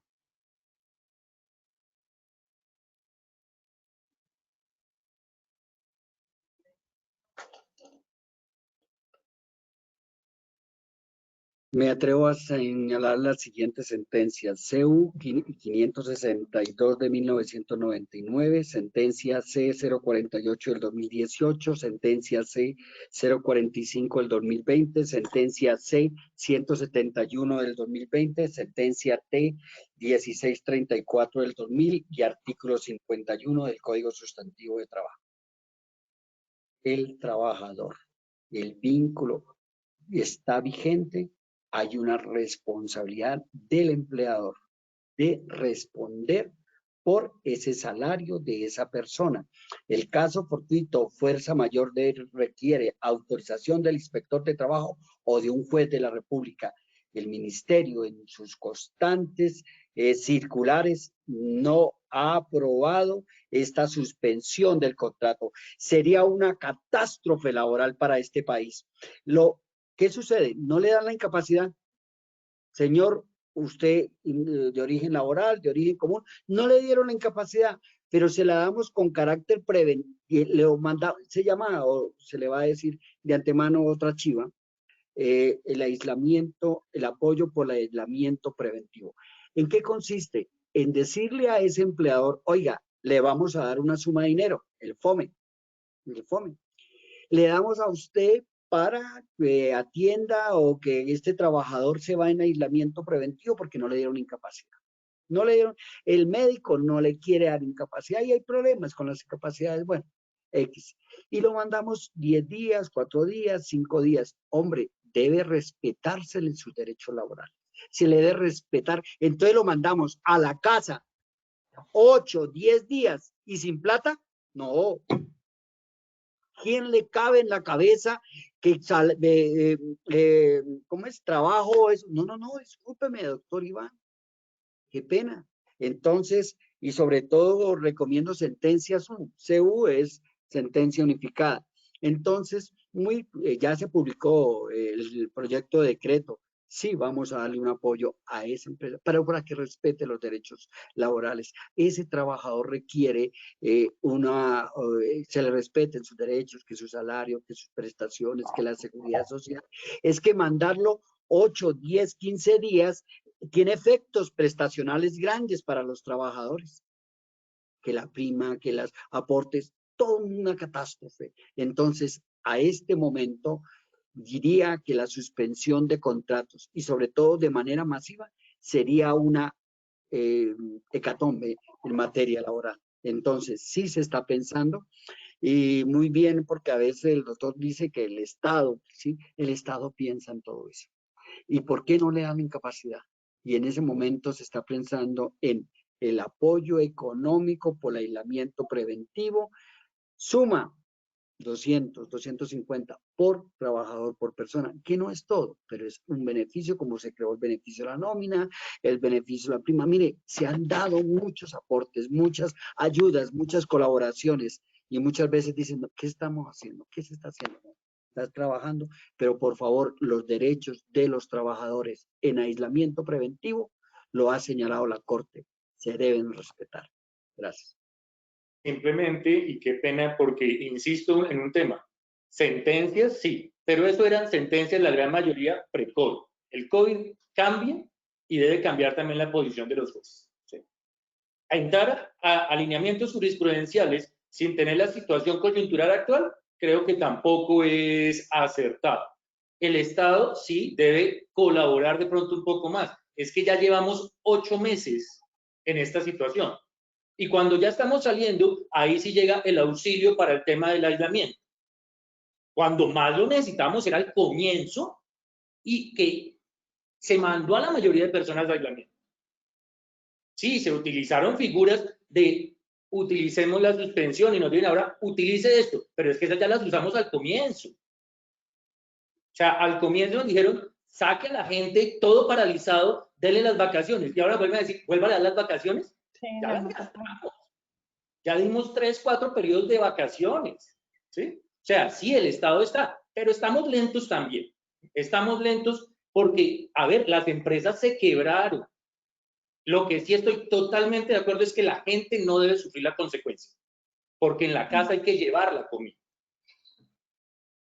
Por eso decía, por favor ayúdenos a los jueces, que lo tiene que hacer la EPS. Bueno, que dicen que las empresas, pero es que eso es darles tocadas finales a las empresas. La reactivación empieza es solucionando estos temas. Entonces, tenemos una posición clara con el doctor Carlos común, y es que el trabajador no debe ser el afectado, o que también parcialmente, ¿sí? Que asuma cierto riesgo. ¿No? Pero es que las posturas totalmente absolutistas, bajo normas que nunca tuvieron en cuenta una pandemia con la que estamos viviendo, hay que también ser cuidadosos en ese sentido. ¿Qué va a pasar? Lo miraremos con los jueces si se mantiene esa postura o se modifica. ¿Qué va a pasar? No lo sé. Pero si pedimos cambio en la norma y paciencia, pues también tengamos en ese sentido ese escenario, porque hay que ser cuidadosos, porque pues, no comparto eso de esa manera. Sí que hay que proteger al trabajador. Pero lo otro, me alejo y me separo un poquito en ese escenario. Bueno, muchas gracias. Esto es lo interesante de este espacio, obviamente. No sé si quieran hacer un comentario adicional frente al tema. Entonces, vamos con la última pregunta. Ah, bueno, perfecto, doctor Palomino. Doctor Iván, y mientras la Corte decida, ¿el trabajador qué? Por eso, mire, es preciso que el código laboral se actualice, pero mientras eso ocurre, la norma existe. Y los jueces deben fallar, normalmente los jueces laborales fallan con base en el Código Sustantivo del Trabajo. Por eso dije, como un segundo escala, el trabajador tendrá que acudir entonces, si no le paga a su empleador, a una tutela. En fin, aquí continuaríamos y lo importante, como lo ha dicho el doctor Carlos Ayala y el doctor Camilo, es un evento académico. Presentamos posiciones, señor empleador, sea cuidadoso, piénselo bien. Y yo agregaría, queridos colegas, apóyese en su abogado laboral de confianza. No tome decisiones apresuradas. Gracias, doctor Camilo. Doctor Palomino, muchas gracias. Vamos con la pregunta número 9, que es la última de nuestro panel, de nuestro conversatorio el día de hoy. Doctora Carolina y doctora Ayala, les agradezco nos puedan ustedes orientar con esta respuesta. Mi nombre es Jessica Alejandra Riasco Morgan, soy enfermera del Hospital San José de Tadó. La pregunta que tengo el día de hoy es, cuando el personal de la salud llega a salir alguien positivo para COVID-19, se manda el aislamiento sus 14 días, pero la paciente es asintomática, ¿qué de cierto tiene que debe seguir haciendo teletrabajo desde su casa? Muchas gracias. Mi nombre. Cuando en el personal de salud llega a salir alguien positivo para COVID-19, se manda aislamiento 14 días. Pero en el caso de que el paciente es asintomático, la paciente es asintomática, ¿qué de cierto tiene que debe seguir haciendo teletrabajo desde su casa? Bueno, acá es importante precisar que las empresas interpretan y hacen, digamos que su propia abordaje al cumplimiento de un lineamiento o al seguimiento de un lineamiento, una norma de acuerdo a su propia interpretación. Y pues acá esta pregunta muy probablemente está orientada a lo que pasa específicamente en esa institución. Doctora Carolina y doctora Ayala. Bueno, pues yo creo que aquí estamos muy en la línea de lo que veníamos discutiendo, pues en la pregunta número 8. Yo lo único que dejaría de presente y tal vez sirve para complementar es que pues tenemos el decreto 1109 de 2020 que creo que lo esperábamos todos desde algún momento porque venía a decirnos cómo iba a ser esa ayuda económica para esos aislamientos preventivos obligatorios cuando no había incapacidad.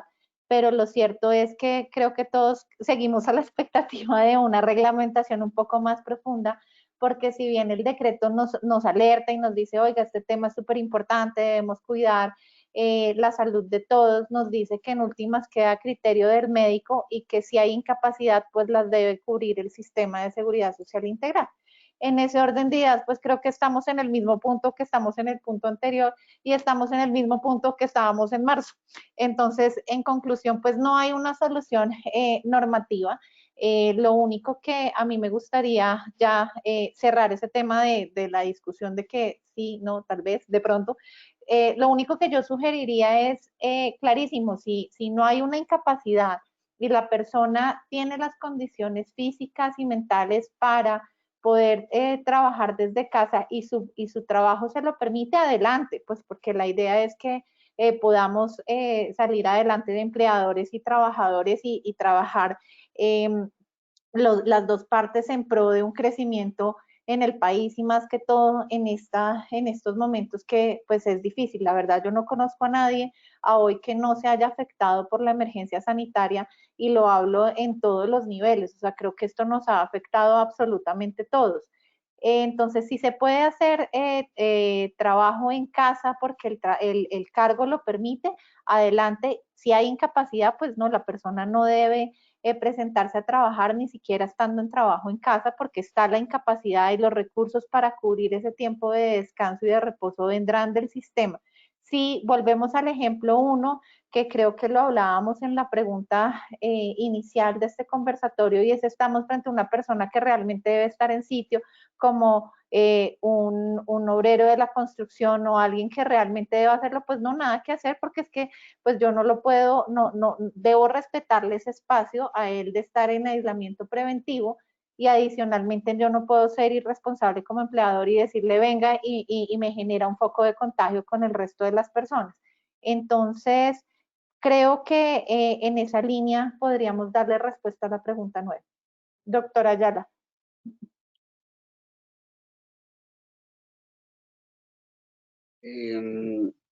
Esperemos un decreto que les estoy lanzando otra chiva acerca de aislamiento preventivo. Yo creo y vuelvo y señalo, esto es un espacio académico y esta defensa se hizo, todas esas sentencias porque la teoría de que no, lo mando a la casa y no le pago, no, eso va a salir un decreto, entonces no, y no hay que ir, pues hay que darle la vida más fácil a la gente, y el ministerio sí ha trabajado, llevamos como 3 meses, doctor Camilo, trabajando en este tema, y créame que no es fácil sacar una norma, por eso es que me atrevo a decir, tranquilos, esperemos 15, 20 días, un mes, es más, el ministro ya habló. Ojo, y en esto tengo la suficiente autoridad moral, el decreto 676. Artículo 1. En este decreto se establece la enfermedad directa COVID-19 y se establece que los que estén en la sección A de la parte sección 2, parte A, ya con el solo diagnóstico, ya sus prestaciones económicas se dan. No, y hay diferentes clases de incapacidad, es que eso lo ha dicho el CIE 10, la U071, prueba confirmada, la U072, caso sospechoso, prueba no confirmada, y la Z038 para casos respiratorios, y hay a un profesional de la salud de la primera línea que atiende COVID, ya le dimos, no váyase, no sé qué, automáticamente ya les quitó el derecho. Eso es la presunción de legalidad en favor de las personas que trabajan en el área de la salud atendiendo el COVID. Esa es la forma de retribuirles a los que nos cuidan, cuidarlos. Lo digo con todo el conocimiento de causa. Esa norma pasó por mis manos. Entonces, puedo decirle que discúlpeme, doctor Iván, doctor Palomino, doctora Carolina, ese es el sentir. Y en ese momento hay concepto del Ministerio de Trabajo, de cómo debemos de proteger a los de primera línea. Entonces vamos a mandar al de primera línea a trabajo en casa, no, que es médico, pues telemedicina, que no sé qué. Hombre, es la garantía que se tiene por estar expuesto al COVID-19. Entonces ahora le vamos a hacer que trabajo en casa, lo vamos a llamar, lo vamos a acosar, que no sé qué. Ah, es un enfermero, ¿qué le vamos a colocar a hacer? Un camillero, entonces, que es la señora del vigilante, haga teletrabajo. No, debemos apoyar y debemos establecer qué es la presunción de legalidad en enfermedad laboral COVID-19. Y ahí están prestaciones económicas y prestaciones asistenciales. No requiere calificación.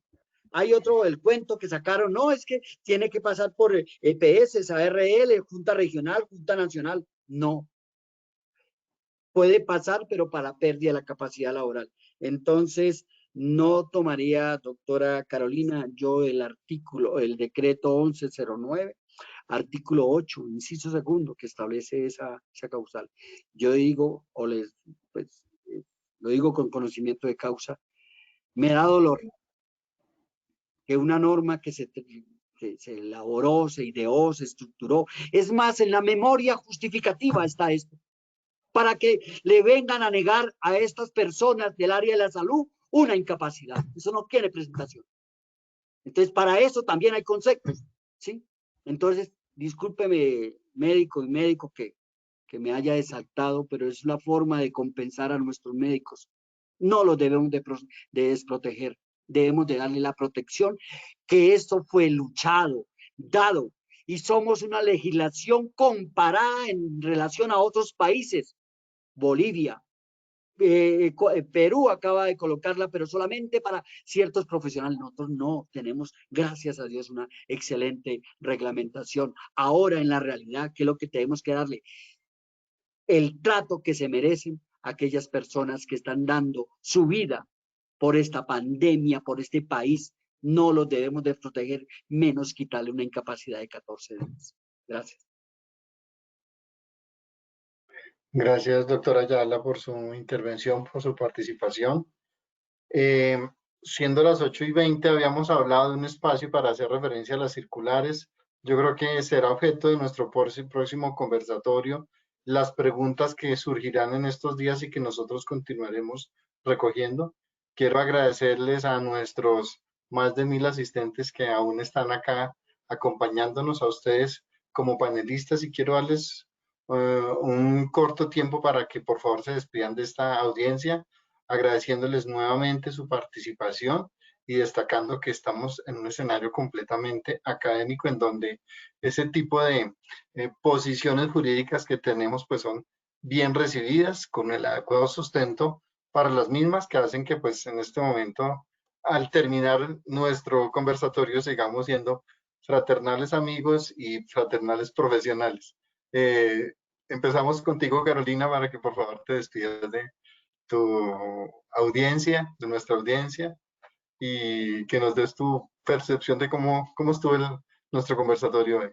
¿Cómo te parece? Pues nada, súper divertido. Me encanta el espacio, la verdad. Y ojalá lo sigamos manteniendo por mucho tiempo, incluso cuando pase el COVID podamos explorar otros campos, porque pues esto es, mejor dicho, todos los temas de discusión que hay en la materia son demasiados y realmente es muy enriquecedor. Me voy a dormir muy feliz, muy tranquila. Pasé un rato súper agradable con todos ustedes, con la audiencia, con todos los compañeros de SED. Para mí siempre será un gusto compartir con ustedes. Muchísimas gracias por su tiempo, gracias por conectarse, por regalarnos a todos nosotros 2 horitas de su tiempo. Espero que también se diviertan mucho, aprendan mucho y por lo menos les quede sonando la información en la cabeza, porque de eso se trata y de cuestionarse y de seguir aprendiendo. Y no, nada, nos vemos dentro de 15 días. Ha sido todo un placer para mí, como siempre se los menciono. Síganse cuidando, acuérdense que la emergencia sanitaria no ha pasado y como lo decíamos, seguramente no pasará en un muy buen tiempo. Entonces, pues nada, juiciosos con el autocuidado, con su tapabocas, con el lavado de las manos, con el distanciamiento social y pues aquí nos veremos dentro de 15 días. Muchas gracias, Carolina. Doctor Jesús Palomino. Muchas gracias, doctor Camilo, por esta gentil invitación. Igualmente a Lina y Fernando que nos apoyan. A mis compañeros distinguidos, doctora Carolina, doctor Iván, doctor Carlos Ayala. Gracias por sus opiniones que en ocasiones encontradas hacen que uno refuerce la que ya tenía o corrija la que se nos había desviado. De eso se trata. Y tranquilo, doctor Camilo, que somos los mejores amigos del mundo. Un cafecito para ustedes y para mí. Hasta Gracias. próximo. Gracias, doctor Palomino. Doctor Iván. Gracias, doctor Camilo. Gracias a todos los asistentes. Las posiciones no son tan encontradas realmente. ¿Y por qué digo que no son tan encontradas? Por un tema puntual. Y es que creo que siempre, porque conozco la calidad de seres humanos de todas las personas que estamos participando acá, el eje central es la persona. Ninguno ha tenido nunca una postura que trate de denigrar al trabajador como eje, ¿sí? Porque es que finalmente el trabajador es un ser humano. Y todas las posturas han sido concordantes en que lo que de esta pandemia debe salir fortalecida es la relación laboral y debe salir fortalecida el sistema general de riesgos profesionales. Y dentro del sistema, el sistema de gestión encontró una hermosa oportunidad.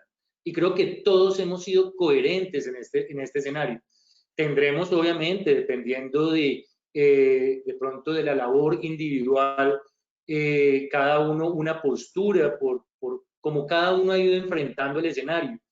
Pero creo que aquí todos hemos hecho nuestro mejor trabajo como personas, como trabajadores, como empleadores, como parte del sistema, como profesionales especialistas en seguridad y salud en el trabajo. Y creo que eso se ha notado en cada una de nuestras intervenciones. Entonces creo que hay más puntos en común que realmente divergencias, porque a partir del ser humano y de la relación laboral es que se construye familia, que se construyen las economías, que se construye el país.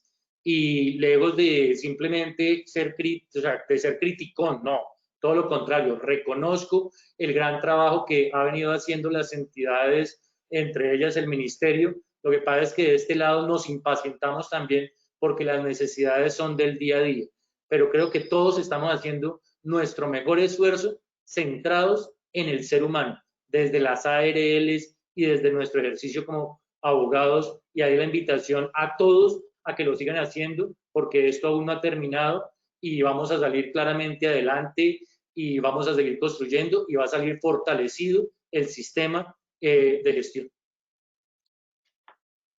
Gracias, doctor Iván. Doctora Ayala, sus palabras de cierre hoy en este conversatorio. Doctor Iván, doctor Palomino, doctora Carolina, doctor Camilo, este es un gran nivel. Este es el día a día y es más, nosotros nos avanzamos hasta qué es lo que va a salir.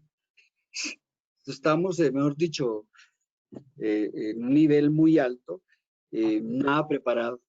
Yo creo que en eso está nuestra, digamos, opiniones, conceptos.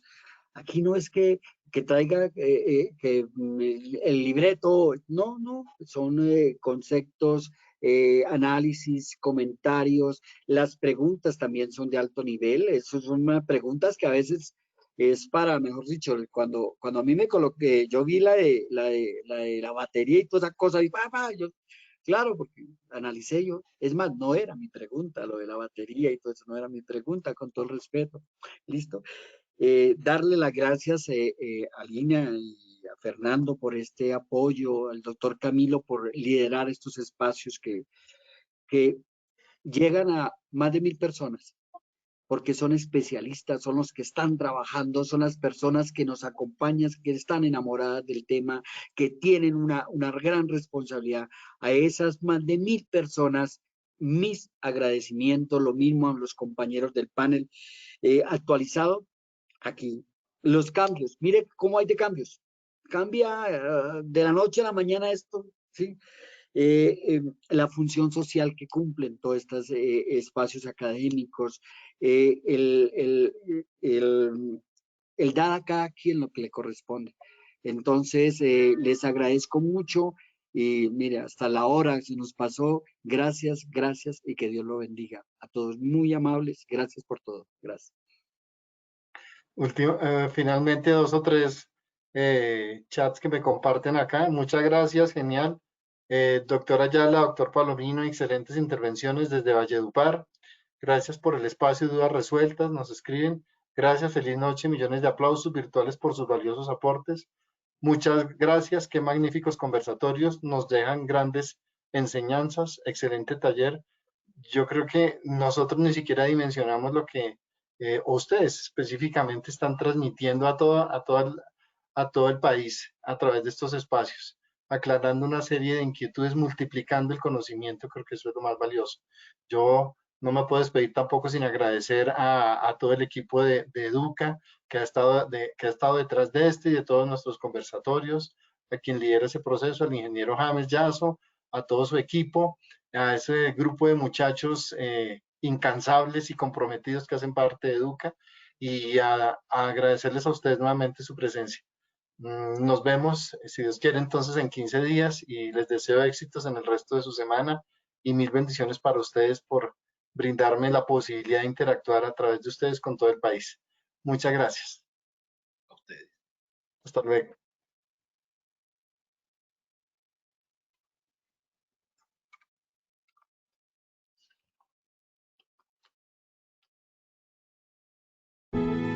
Positiva Educa.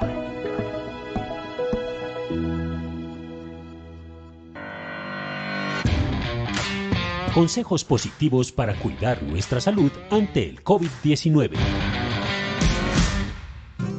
Hola, mi niño. Hola, papi. Hoy te vamos a enseñar algo muy importante. ¿Estás preparado? Sí. Entonces tú nos escuchas y repites, ¿listo? Bueno, papi. Evita tocarte los ojos. Evita tocarte la nariz. La nariz. Evita tocarte la boca. La boca. Hazlo por ti. Por ti. ¿Por qué? Tus manos todo el tiempo están en contacto con muchas superficies que pueden estar contaminadas con el virus. Si tocas tus ojos, tu nariz o boca, puedes adquirir o transferir el virus de las superficies. Ten cuidado, sé consciente y mantente a salvo. Tú eres muy importante para nosotros. Ahora te toca a ti, dale. Sí, ahora canto yo. Evita tocarte los ojos, evita tocarte la nariz, evita tocarte la boca. Hazlo por ti. Y de esta forma estaremos seguros y nos conservaremos positivamente saludables. Por eso mantente informado y sigue las recomendaciones de tu ARL Positiva. Porque Positiva siempre está contigo. Te cuidamos, te ayudamos, te educamos. Y a través de nuestra página web www.positiva.gov.co y www.posipedia.co hemos puesto todos nuestros desarrollos para protegerte integralmente. Es tu protección nuestra prioridad. Positiva te acompaña.